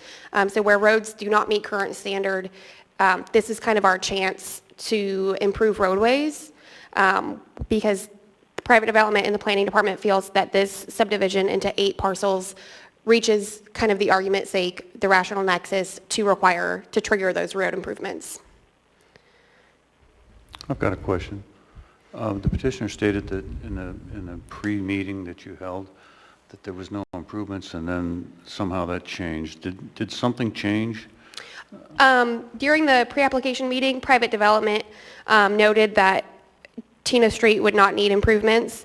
However, when they did their full analysis during the platting review before you, they looked at the lots that Tina Street north of Rochelle served, and that it does serve 7 properties, and so they decided that it did meet the rational nexus to be improved. So it was a human error that it was not caught during the pre-application meeting. Ms. Smith? All right. This is Sam Laffey. I've got a question. If you've got more questions, please continue. Sam, go ahead. We'll get them in queue. You can go ahead. Thank you very much. I apologize. Thank you so much. My question is more along the lines of, okay, we have this stretch of road currently serves 7 lots. What's the obligation of those 7 lots that I don't know if they're developed or not, maybe you can tell us, but what's their obligation to paving this road that currently only benefits them? To the planning department. Thank you, through the chair. Mr. Laffey, are you talking about the periphery lots, the 7 lots to the north and the east that access through Tina Street? Yes. Yes, please. Specifically. Through the chair, I don't have a great answer for that. They would benefit from the improvement of this roadway. Unfortunately, that's just kind of the standard of how roads get improved within the municipality, especially in these more rural areas. When a property is subdivided, it opens the door to require road improvements. Private development, the planning department, and the planning authority has the jurisdiction to require those improvements, which is what the private development department is asking for right now. So you're right, the property owners surrounding them will benefit with the road improvements. However, the cost is on the current subdivider, which is standard for Thank you very much. subdivision. Thank you. I have another question. So if we do what the petitioner asks and get rid of that, what's the risk? What happens? What goes wrong if we go forward with that? Thank you. Through the chair, the risk is that Tract A is never developed in the future, so there is no subdivision or building permit that's pulled for it, and so this portion of Tina Street will never be developed. It will stay a 10-foot gravel road, and potentially properties in the periphery to the north and the east will continue to be further developed, and they have to go through this subpar portion of Tina Street, because if a subdivision 1 block off of this is subdivided, we can't require the improvement because it's not on their property that they're currently subdividing. So again, this is the planning authority's chance to require improvements for the portion that is being dedicated. I have a question. Unfortunately, Zach has to leave the meeting, so we will not be able to vote on this. It is 8:17 p.m. Oh. Able to vote? Well, we've still got a number of things to discuss, I think. Can I call in? I have someone. Yes, you can. I'm going to do that. Okay, so if the timing works out, great. Ms. Smith. Thank you for staff. We're talking about developing in municipal standards as a 20-foot wide strip paved street. Do we have a rural gravel road standard that could be an option for an improvement to municipal standards? Since this is a low volume, rural kind of area, are we in the right area for that to meet municipal code? Thank you. Oh, you got it? Okay. Thank you, Ms. Smith, through the chair. That is a great question. If you look on page 5 of the staff report, the private development's comment provides a little bit more clarification of the typical section number 20-1, which is the typical roadway that would be required within this region. It's not to greater standard than would be required if the subdivision to the east of it were further subdivided and needed a roadway. We would still require, or private development would still call for that 20-foot strip paved road. So it is what current standard would be for this region. Okay, so to clarify, my question is, there's not a gravel standard that could apply to this to this Not from my particular- understanding. There's not a gravel alternative that would meet municipal standard in the Anchorage standard specifications in the mass. Thank you. Do we have any other questions of staff? Well, then I do. All right. I'm stepping out of the chair role sort of a little bit, but we don't have a second. I'll go through them one at a time. Could you give me the status of what Raymond Avenue, Tina Street now, and Rochelle are? Are they paved, unpaved? Are they roads at all? Have they any development?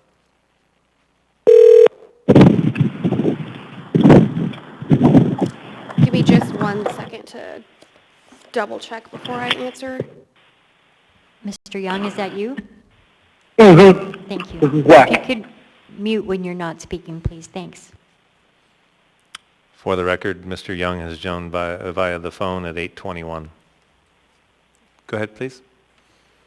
Thank you. Through the chair, Raymond Avenue is a local road that is paved, and no improvements are being asked for on Raymond Avenue. Rosehip Ridge Road is also a local road and is not being requested to be improved. But I can't provide, I don't have clarity on if the status of that, how that paved is, but the petitioner may have that answer. And then the southern portion of Tina Street, south of Rochelle Avenue, is also a paved local road. The portion of Tina Street north of Rochelle Avenue is a 10-foot gravel road. And then Cheely's Lane to the west is currently used as a driveway. Okay. So in the 20-foot standard is RAP, recycled asphalt pavement surfacing, a pavement. Thank you. Through the chair, I don't have the answer for that. And finally, you have item 3 of the department recommendation, and the first word is resolve. So that resolve gives the opportunity for the applicant to resolve these issues rather than it be a requirement. Is that correct? Thank you, Chair. That is correct. Private development is still stern on their stance that they will want to see this development to the 20-foot strip paved. So you are correct that it gives, if private development later gleans information that says that development would not be appropriate, they could resolve that comment and say it's no longer required. But the petitioner is requesting that 3AI be stricken. Well, they're asking for it to be modified. And so I guess, could you clearly state the modification slowly, please, so that I can write it down? If you would, if there was an alternative that you would be suggested per the applicant?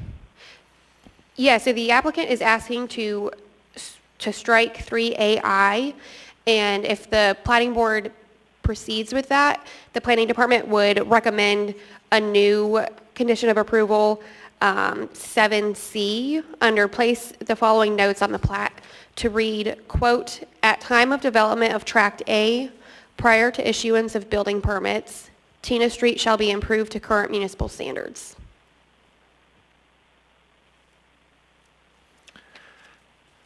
So you're going to have to give me a little timeline.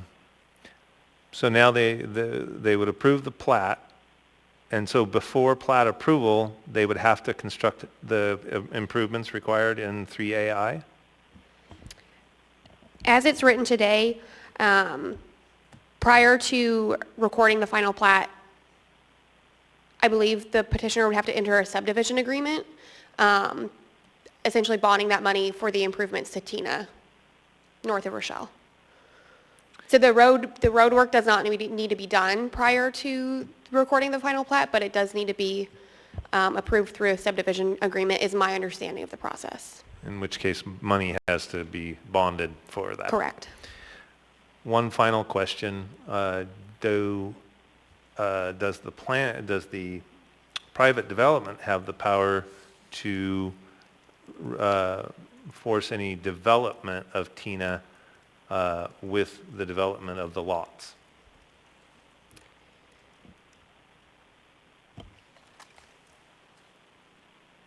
To provide clarification, are you asking as the conditions are written today, or if the 3AI is stricken? If 3AI was stricken, So it would only impact development of Tract A.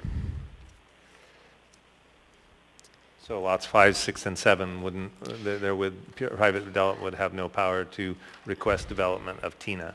for 5, Correct, 6, and that is 7. because access to the lots 1 through 7 would be from Raymond Avenue or the fully constructed portion of Tina Street south of Rochelle, whereas Tract A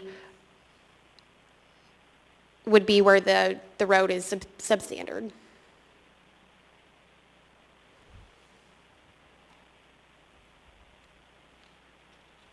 So for clarification, and I apologize about all the asking, No worries. this portion that you're requesting in 3AI is north of Rochelle, adjacent to Tract A? That is correct. 3AI reads construct Tina Street to municipal standard as a 20-foot strip paved from Rochelle Avenue to the northern property boundary of the proposed subdivision. So if you look at the plat on page 18 or the large plat that you have right there, it's the portion north of Rochelle Avenue that is being dedicated per this plat. Thank you very much for the clarification. Thank you.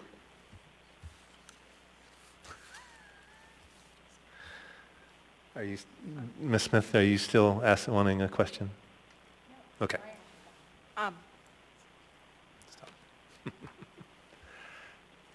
I have one question. Go right ahead, please. Is Rose Hip Ridge Road developed, or is that just a dedication? I'm sure we might have said something, but. Thank you.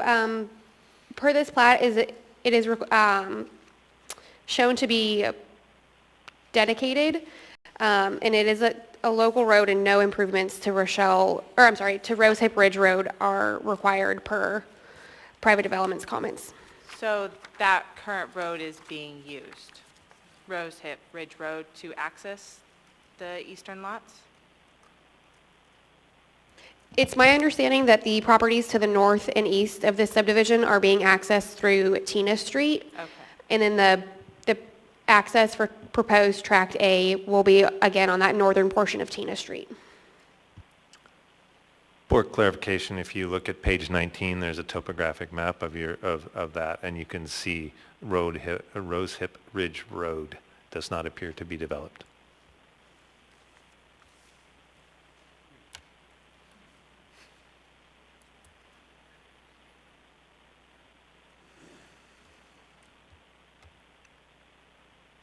All right.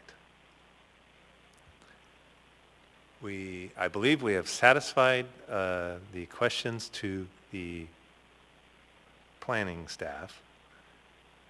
Do we have any questions from the board to the petitioner? I do. Petitioner, please step forward. Go ahead. I'm going to ask the obvious one. What do you think about the alternative plat note language that the staff proposed? Frankly, we find it a little bit on the unacceptable side. The proposed language will saddle Tract A with at least a $100,000 albatross around its neck. So it is a little bit over 10 acres of a tract, and if they sold it with that plat condition, the buyer would not be able to build a house because they would not be able to pull a building permit unless the road was constructed. So would you rather have do you like the original language better? No. Okay, so it's an improvement, it's just not... I was saving this for rebuttal, but All right. the plat note that we are recommending is that when Tract A is further subdivided, that Tina Street shall be improved to current municipal standards. If that is the note that you decide to go with, that would allow that tract to be sold and a single house to be developed on it. The Tract A has approximately 60 foot of frontage right at the intersection of Rochelle and Tina, so it would be fronting on a paved street. And I did speak with Subursa today and got the history of the pavement up there. If someone asks me a question about it, I'll gladly answer it. Okay, I'm going to play mediator through the chair, if that's okay. To the planning staff, what do you think about the language that Mr. Langford, I know your name, but I'm pregnant, I'm like 8 months pregnant, so my brain's kind of short. What do you think about that language? Thank you. Through the chair, our concern is that by not requiring improvement at this time, it will pass the buck and potentially never be done, leaving surrounding property owners with a subpar road. If the board feels that revising the suggested plat note to, at time of future subdivision of Tract A, Tina Street shall be improved to current municipal standards, then that is the will of the body. I understand the argument from Mr. Lang that any building permits for Tract A would be subject to this plat note. So I understand that, but the planning department and private development would prefer to not see development of Tract A until Tina Street is up to municipal standard. But I do understand where the petitioner's representative is coming from.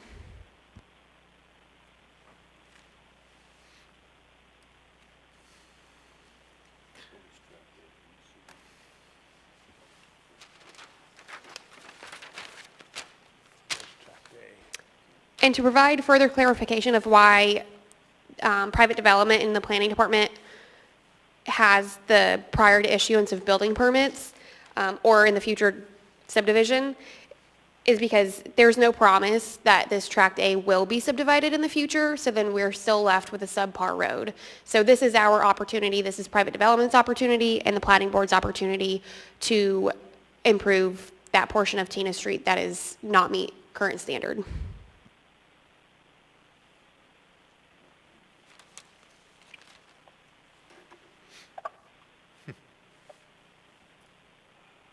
This is Sam Laffey. I'm curious about the road. Could the petitioner please provide a little bit of background as to the history of this road? Thank you. To the chair, Mr. Laffey, I spoke with the head of Subursa, which is the road service district out there, and he explained the history of the pavement. The original plat for Pioneer Estates was subdivided in 1988, and gravel roads were installed at that time. Through municipal improvement projects, the area was chip sealed around the turn of the century, 2000, 2001. In 2006 or 2007, they did an oiling program to oil the chip seal, and about 5 or 6 years ago, according to the Subursa guy, it was paved, strip paved, because they had the money in the budget to pave the entire neighborhood. So at that time, Cheeley Lane was paved, Raymond Avenue was paved in full, Tina Street was paved up to Rochelle Avenue, and Rochelle Avenue was paved to the end, and that was all municipal projects. So the city paid for it? Yes. Okay. Thank you very much. Any questions on the phone? I have some topics for discussion, but not really questions. Okay, go ahead, Zach. I'll get to you. I mean, it's of my opinion at this point that the municipality is essentially forcing the private owner in order to basically make use of their property to finish out work that should have been done in another way. I don't think it's fair to saddle the individual with the responsibility of completing the rest of the roadway, which is incredibly expensive and would barely benefit them. Only a very small portion of Lot A would really be used with this access. So I think if the community would like improvement on the road, they should probably come together and do it rather than put all the responsibility on this individual. And for that reason, I'm in support of striking that condition 3A off the record completely. And I mean, I would go so far as to say there shouldn't be any other language to replace it. That being said, I think it is more reasonable to consider the petitioner's idea of adding the note that it is required upon further subdivision. So that's my personal stance. Okay, Zach, thank you. We'll get there, one way or the other. Mr. Gould has a question of staff. Yeah, I need to back up to my previous question about risk. If this road does not get improved, I'm confused about why that's a bad thing. I mean, there's some people that use this road already. If the road stays the same as it is, it doesn't seem to me that we're going to see that much more traffic on it. I mean, why would we not leave this the way that it is? Thank you. Through the chair, private development feels like this is their opportunity to help make municipal roads meet current standard. And they feel like the subdivision of this 30-acre lot from one parcel into 8 parcels meets the rational nexus to require those improvements north of Rochelle.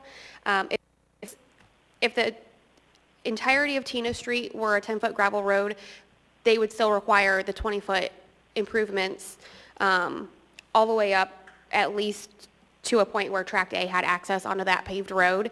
But since the municipality has already done the work, or Subursa has already done the work for the southern portion of Tina Street, it's their opportunity to finish that and improve the roadway. Again, private development feels that this meets the rational nexus to require the improvements, and it's typical and allowed per AMC 21-08050F2 to require periphery improvements along all property boundaries. And then this is just the portion of Tina Street that is not up to current standard. So I understand that it's an opportunity, but again, why do we have to do this? I mean, it sounds to me like the city is, private development is just saying, okay, I got an opportunity here. We're going to get these guys to fork over some dough. What if we don't do that? I mean, what is the harm that happens? Who's harmed by not fixing this road other than private development, apparently? Thank you. Thank you. Through the chair, unfortunately, I don't have a great argument of how the community might feel.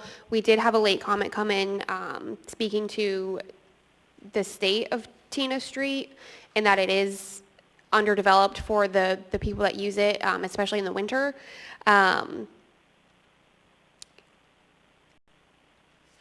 Since the subdivider is asking for an entitlement, it is our opportunity, private development and planning, and the planning authority's opportunity to request or require improvements. I can't speak to what's wrong with gravel roads. It's just not up to municipal standard. So unfortunately, I can't theorize what's wrong with a gravel road, but it is our opportunity, since they are going through an entitlement, to request and require improvements. Okay. I'd make one more comment, I guess, and it's, as I understand, it's the responsibility of this board to make sure that things are done according to code. So we ought to keep that in mind. Ms. Wessel? So hypothetically, if the note was to go through that Tina Street be improved when Tract A is subdivided, hypothetically, would you think that private development would also require the owner of Tract A to bring Rose Hip Ridge Road up to standards and or develop it? Is that a possibility that, that the owner of Tract A would have to adhere to? Thank you. Through the chair, I think it depends on the configuration of a proposed subdivision of Tract A, because if it was configured in a way where the lots did take access off of Rose Hip Ridge Road, they may require improvement. But if the only access was off of Tina Street, then likely not. But I can't theorize for a potential theoretical subdivision, but that is my first feeling on that. So potentially the owner of Tract A could be burdened with, possibly needing to improve the road as well.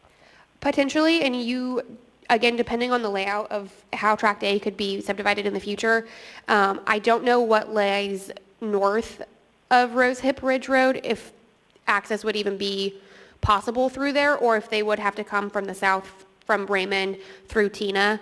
Perhaps the petitioner representative could speak to that a little bit more.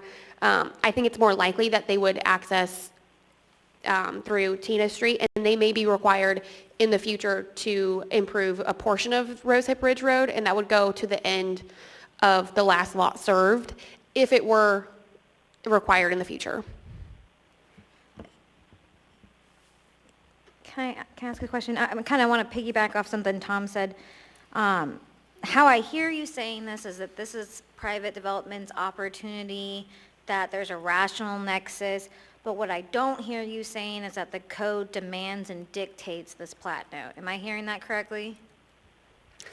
Thank you, Ms. Meltzing. Through the chair, the code section that I keep referencing reads, the platting authority may require improvement of periphery streets when it finds that they are necessary for the efficient flow of traffic or for emergency vehicle access. Okay, and so the lawyer in me reads may, and may means you can.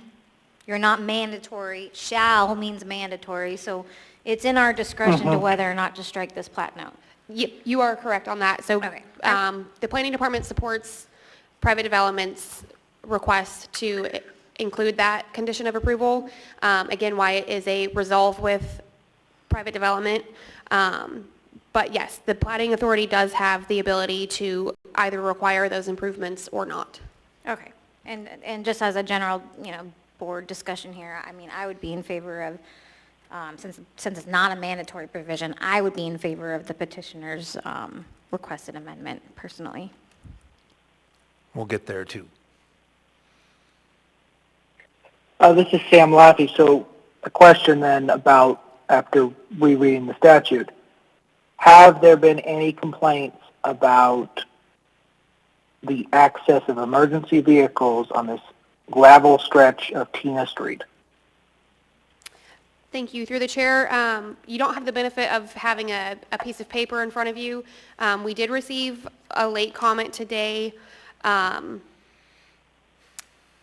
can read it into the record if you would like, but it does state, from the intersection of Tina and Rochelle north to Rose Hip, Tina is unmaintained, undeveloped gravel track, and it essentially states that it's a subpar road and needs improvements in better drainage.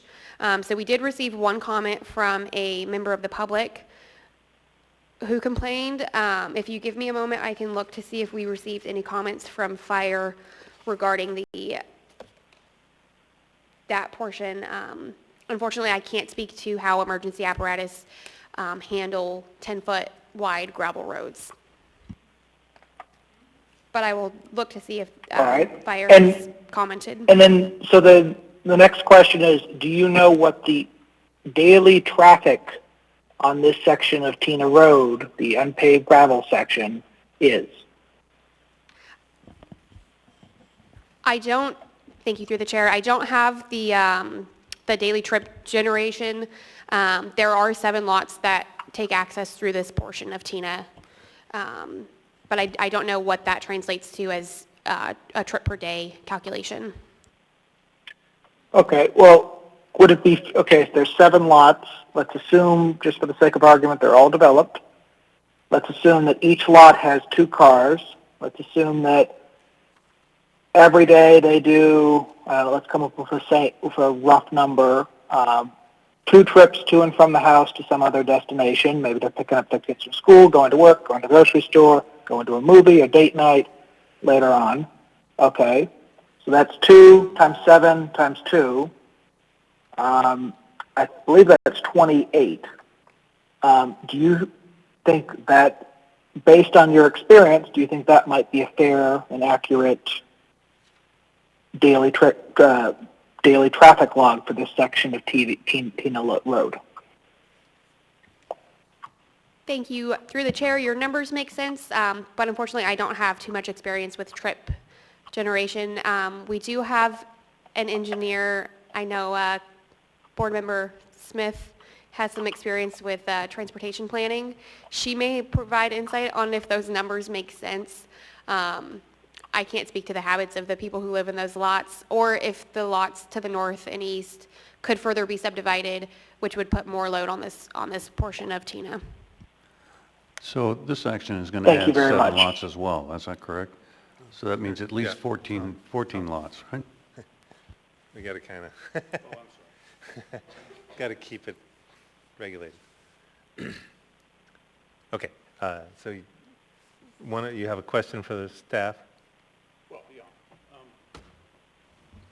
You mentioned that there's 7 lots kind of upstream of here that use this road, but we're adding another 7 here, that's correct?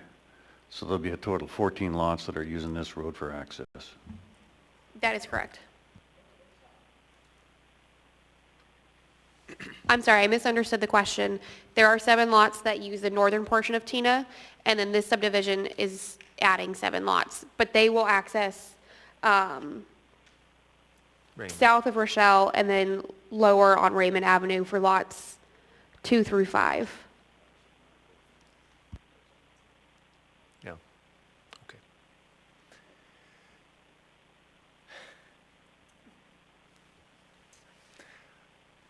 Okay, so I believe we have covered questions for staff.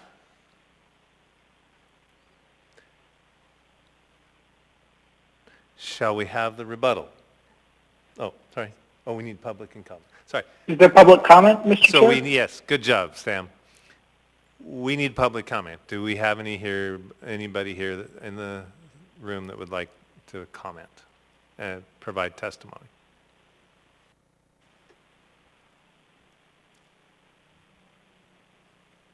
Do we have anybody on the phone?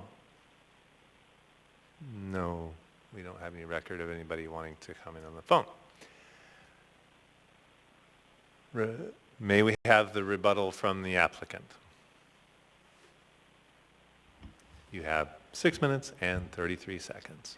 Thank you. Thank you to all of you. I appreciate your thoughtful comments and questioning of both myself and staff, and thank you for the work you've done on this, because this has gone a little astray, I think is the best way to put it. The big issue here again is the bait and switch. The Chilis are not opposed to improving Tina Avenue, they're just opposed to improving it right now. If we had known about this up front, as I said previously, they would not have gone forward with the subdivision. Therefore, it's the appropriate time and place to address these improvements when Tract A is further subdivided. I want to clarify what the road situation is up there currently. If you can take a look at either the topo on page 19 or the subdivision plat, the preliminary plat on page 18. Rosehip Ridge Road is being dedicated along Tract A. It is currently little more than a driveway, and it is entirely on the lots to the north. It is used to access one lot to the west, or to the east, no, that's, yeah, west, I'm upside down. Of those, let's see, the west, a lot to the north, and then there are 2 lots north of Rosehip to the east, but there is no right-of-way dedicated on those lots. The lots in the adjacent portion of Pioneer Estates to the east all have legal access to Rochelle. And Mr. Chili just told me that of those total 7 lots that would be potentially using this stretch of Tina Avenue, only 3 or 4? Only 4 of those lots are currently developed.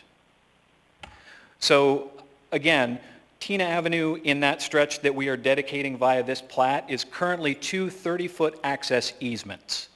It's not developed to a road standard, but it's being used as a driveway to access 7 lots, and of those 7 lots, only 4 are developed. To answer some of the comments that you guys discussed, there is a comment from the fire marshal, and they said we have no comment at this time. They didn't comment on the roads at all. They literally said there's no comment, and that is in your staff packet. I'm not an engineer, and I'm not familiar with Mass, but I believe there is a gravel road standard. But again, that's outside of the scope of my understanding.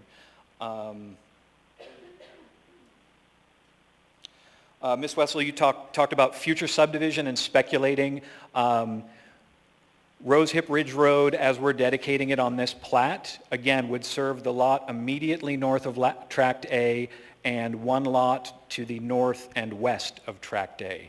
So whatever standard, as Ms. Gettig said, whatever standard is imposed when Tract A is further subdivided would be appropriate. But again, it's a little excessive at this time to develop Tina Street. And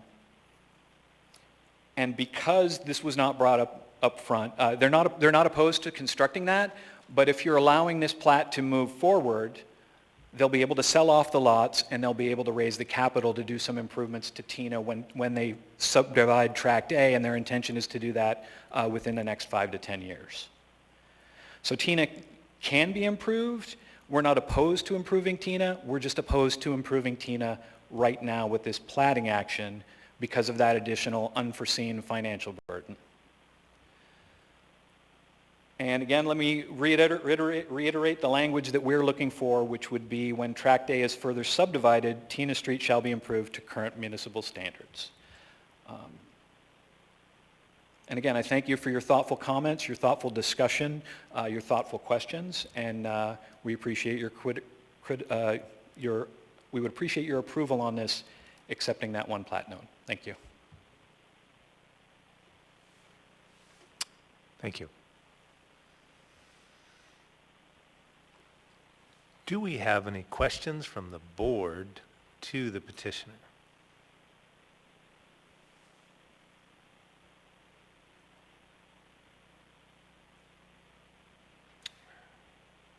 You'll have to give me a minute.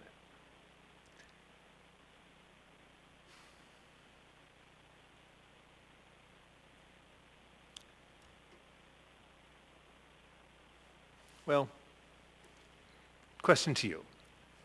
How many lots would Tract A be subdivided into?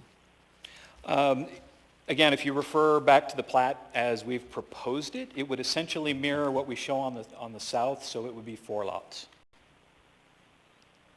So if you look at what we're proposing with this plat on Raymond Avenue, lots 2 through 5, that would essentially be mirrored along Rose Hip Ridge. So there would be 4 lots essentially in that configuration. And to provide further clarification, the minimum lot size in this zoning district is 2 acres.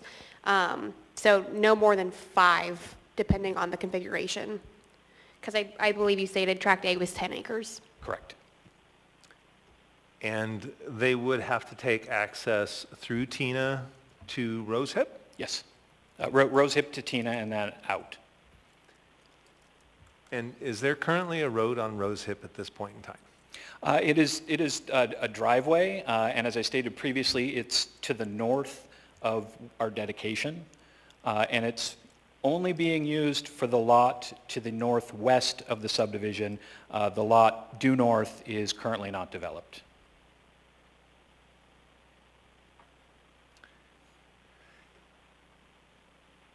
Okay.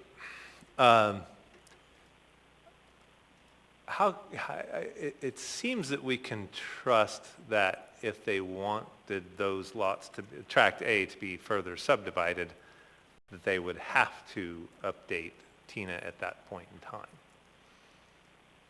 So we put the note in, and that would get that 60 feet developed, that 60 feet of right-of-way then developed to municipal standard, the one that you're suggesting? So a small correction, mostly yes. We will be dedicating 30 feet. There's a 30-foot access easement on the other side, and that would have to be negotiated through private development, the exact location of the road. Excellent. All right. Anybody else? Anybody else on the phone? Mr. Laffey? Ms. Pennington? Thank you. No questions at this time.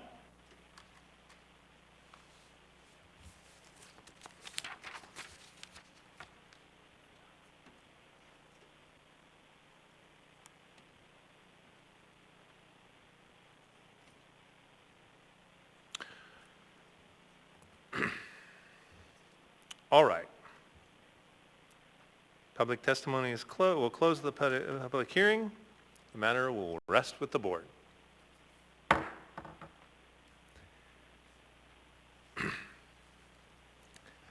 For clarification of process, whoever moves, they can, subject to the conditions, which are the statement on the board, they can also move their own version. Or we could just do an amendment to the stuff. So it's the board's decision how they move. Well, through the chair, I was going to make my own motion, kind of read off of hers and make my own motion. Go for it. Okay. Can I tell this to you? Oh, wait, you need it. You need it. I'm going to come over by you. Yeah, I want John's signature.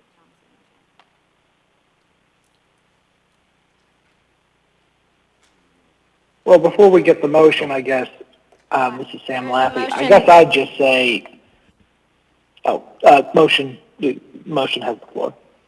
Yeah, but we're just getting the Yeah, language we're up. getting the One wording second. for the motion. Bear with us, please. You'll have your opportunity to amend the motion or not. Are you putting it in here? Or I can just read it. I'll just use yours. Oh, okay. I'm moving case S12733 to approve the plat for 24 months, subject to the conditions shown on pages 5 through 7 of the staff report, with the modification of 3AI to read, when track A is further subdivided, Tina Street shall be improved to current municipal standards. So planning staff has requested to speak. Thank you. I, through the chair, to provide a more succinct recommendation would be to just remove 3AI and then add condition 7C to read Mr. Lang's proposed language that you have, quote, when tract A is further subdivided, Tina Street shall be improved to current municipal standard.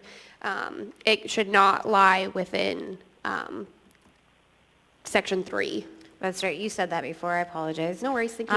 If I could restate my motion, I move in case S12733 to approve the plat for 24 months, subject to the conditions shown on pages 5 through 7, with condition 3AI stricken. I further move to add 7C to the conditions and 7C to read, when track A is further subdivided, Tina Street shall be improved to current municipal standards.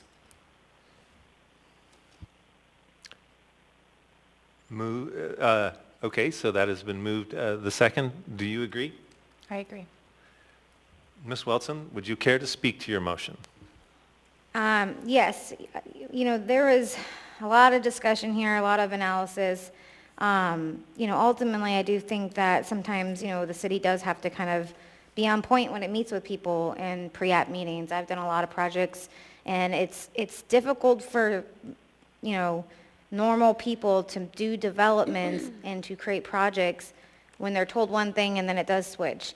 Understanding that the code is the code, we have some discretion here in the code. So I would like to exercise that discretion and to make this doable for these folks.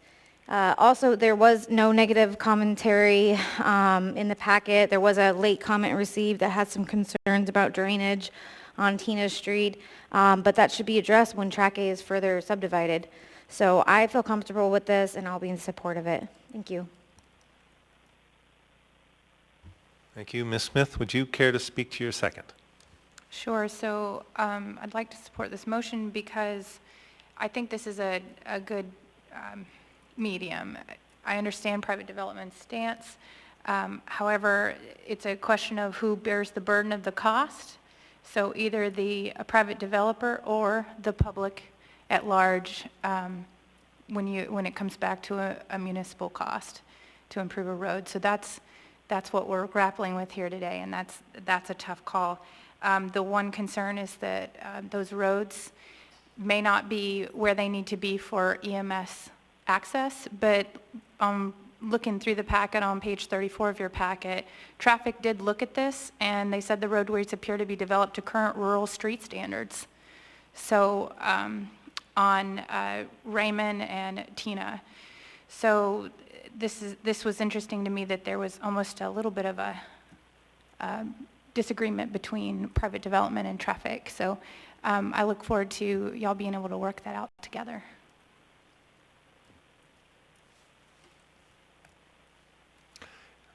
Does anybody have any findings?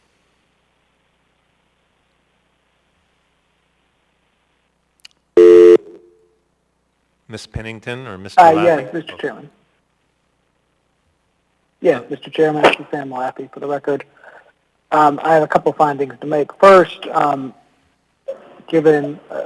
with Ms. Wetzel that, yes, this is discretionary under the term of art may. For us, it doesn't say shall, it says may. We may do this. Looking at the two prongs, one related to how congested, look at the two reasons that we may amend this and require that the further improvement of this street. One, there doesn't seem to be any problem with emergency access that has been brought before this board. Nobody complained about it in a public comment. Nobody, and according to staff, the report from the fire marshal was no comment. And secondly, this certainly how the road is, it doesn't seem to have a serious impact for traffic. There are 7 lots that have access and use this. None of the new lots are going to use this as an access road. So we're talking here at a generous figure, probably 50 cars a day. And I think that's overly generous given traffic studies I've seen in rural areas with comparable numbers of homes.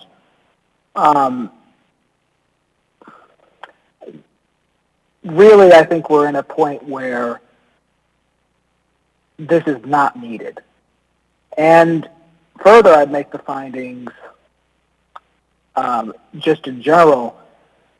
I mean, look, we're all about, I'm generally about trying to keep things the same when it comes to a lot of stuff. Improve within the code as needed. But I'm not about passing the buck to one specific party in a section where the city had the chance to improve this about a decade ago, it sounds like. They improved adjoining parcels of road. For some reason, they didn't improve this section. Probably because there's not enough traffic to justify it. I'm not in favor of passing that on to one specific individual. It's fine if the city wants to pave it on their own dime, with our own tax dollars, but I'm not in favor of one individual having this on for something that they're not going to use. Sure, it technically adjoins 7 of these parcels, but realistically, this isn't what is in the best interest of this area at this time. The best interest seems to be to encourage development here, and to facilitate it in a quick means as possible while leaving things intact. These 7 properties that have used it have seemingly used it without serious issue for a very long time, as the road is. I am in full support of this motion, and frankly, I probably would have gone further if it was up to me, but I don't think I have the support of the board just to strike this entirely. And further, talking about subset parcel A, okay, I think this motion strikes a good balance between how this is going to be used. I don't want to stop somebody putting up a small little cabin there in the future. That would make this land undevelopable in the long term. I don't think that's in the best interest of the city, nor goes with the intentions of the code itself. But if we pass it along, if it ever gets subdivided, that's different. If there can be 4 lots on there with the current existing municipality, the 4 lot owners and the people who own the land can decide how to handle it. And this probably enhances the value of the property more than just the detrimental stiffing, kicking the can down the road like we do every day of Social Security in this country, towards just having 1 property owner, 4 lots taking care of it. And lastly, look, this doesn't smell right in a lot of senses. This isn't necessarily a finding, but we really can't be doing this to folks. This is just not fair, not equitable. There are ways to get this road paved that do not involve the city. If folks want to do it, it would improve the value of their property, certainly. That's maybe a reason to do it. There's ways to work with the city to do that. We're not talking about that today, and there's no participation apparently from any of the 7 people who currently access this road. So with that, that's all I got to say. Thank you, Mr. Laffey. Zach is on the phone. We also know that Ms. Pennington on the phone. Do we have any findings from you guys? So I'm doing my best to follow along, and again, I apologize. My babysitter canceled as I was walking out the door. So my understanding right now, from what I've heard, is that the other board members feel it's unfair that the burden of development is being placed on the potential property owner / developer, correct? So the motion as it stands now is to actually move it down the road a bit so that when Tract A gets developed, which is actually abutting this portion, that then, when it is subdivided, that then it would be developed to municipal standard. That's adding condition 6C. I'll reread it for you. When Tract A is further subdivided, Tina Street shall be improved to current municipal standard. That would be the 420 feet abutting the Tract A. Is that clear? Got it. Yep, thank you. So what, if I can ask staff, what would be the consequence of pushing it further down? So we're kind of past the point of talking to staff. We're in the findings mode. Okay, well then I have nothing else to say. Okay, thank you. Sorry, yeah. Do we have any other findings from the board? I'll go last. Trust, hope, and other things are not written into code. We certainly hope that the applicant does what they say they're going to do, which is when they go to develop Tract A, and they will have to pretty much, because if they want to sell Tract A and turn it into 4 or 5 lots, they'll have to develop Tina and they'll have to develop Rosehip. So there's a bit of that. The Platting Board is an advisory committee, and we're here to buffer, soften the rigidity of the code. And that's why you have professionals on the board, and that's why we're here, rather than having the code strictly applied, stamp, signed, sealed, delivered. And so that's why we're voting up and down, and that's why we have our opinions on the subject. So were this entire area developed all at the same time, it would be clearly, yes, Tina would get developed. They've chosen to do lots 1 through 7, apparently from financial reasons, because Tract A is still more expensive to develop. So from my perspective, I see it. I'm a bit hesitant because trust and hope are not part of code, but it's what's before us. And so reluctantly, I would vote in the positive on this, and I would hope that the petitioners follow through with developing the rest of it. So that's what I have to say. I guess it's going to vote now. And Zach, welcome back. He's going to vote in person. It's 9:10. He's been following along.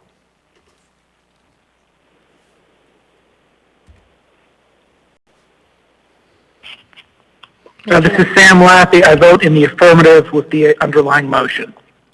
Ms. Pennington, how do you vote? I abstain. You're abstaining or voting against? Yeah, I'm not willing to say yes or no because I don't think that it's right to, I don't want to be a part of setting a precedent on exactly what the chair said on faith and hope. And I don't, unless someone else can tell me any other time that this has occurred in the municipality, then basically what this says is we're opening it up to all sorts of potential redevelopment opportunity in a different aspect. Understand. Thank you. That's why it's there. Anyway, I didn't read the book, so. Should I clarify she needs to vote no then? Just leave her? I mean, I would just, this is Jana, I would just clarify that abstaining is usually for when you have a conflict under Robert's rules. Abstaining is not or when maybe if you can't hear the whole discussion and you don't feel comfortable because you don't have all access to all the information, but it's typically not used for.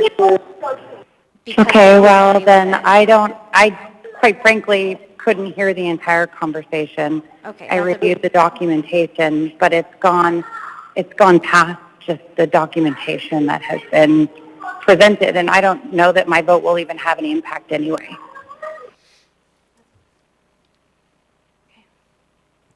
Okay, we'll continue. Thank you. It won't matter, it'll carry. Doesn't matter. Just Okay, I understand. the vote passes. Well, you know the lawyer wants to follow the rules. Okay. Is that final approval, or do we need another one?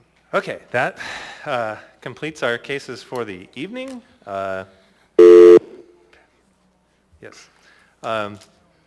So with that, we would like to welcome Ms. Jessica Smith to the board. Thank you for carrying along with us, and you've been sufficiently christened. We broke you in on the first one. I thought the word you were looking for was hazed. Ooh. All right. Well, anyway, thank you very much for joining the board. We look forward to you being here with us. Mr. Chair? Yeah. Go ahead. Sorry. I apologize for interrupting, and I welcome Ms. Smith. I thought we only voted on the amendment to the No, that amendment. That was the full motion. Okay. All right. Never mind. I misheard. Thank you. I appreciate you carrying along with us, Mr. Laffey.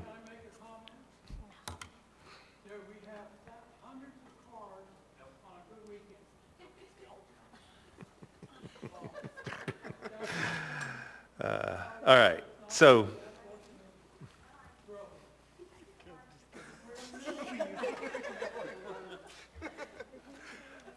may I have a motion to adjourn? Oh, we're not adjourned yet? So moved. Moved by Mr. Zach Young, seconded by Ms. Smith. Seeing none, thank you. Motion passes. We are adjourned.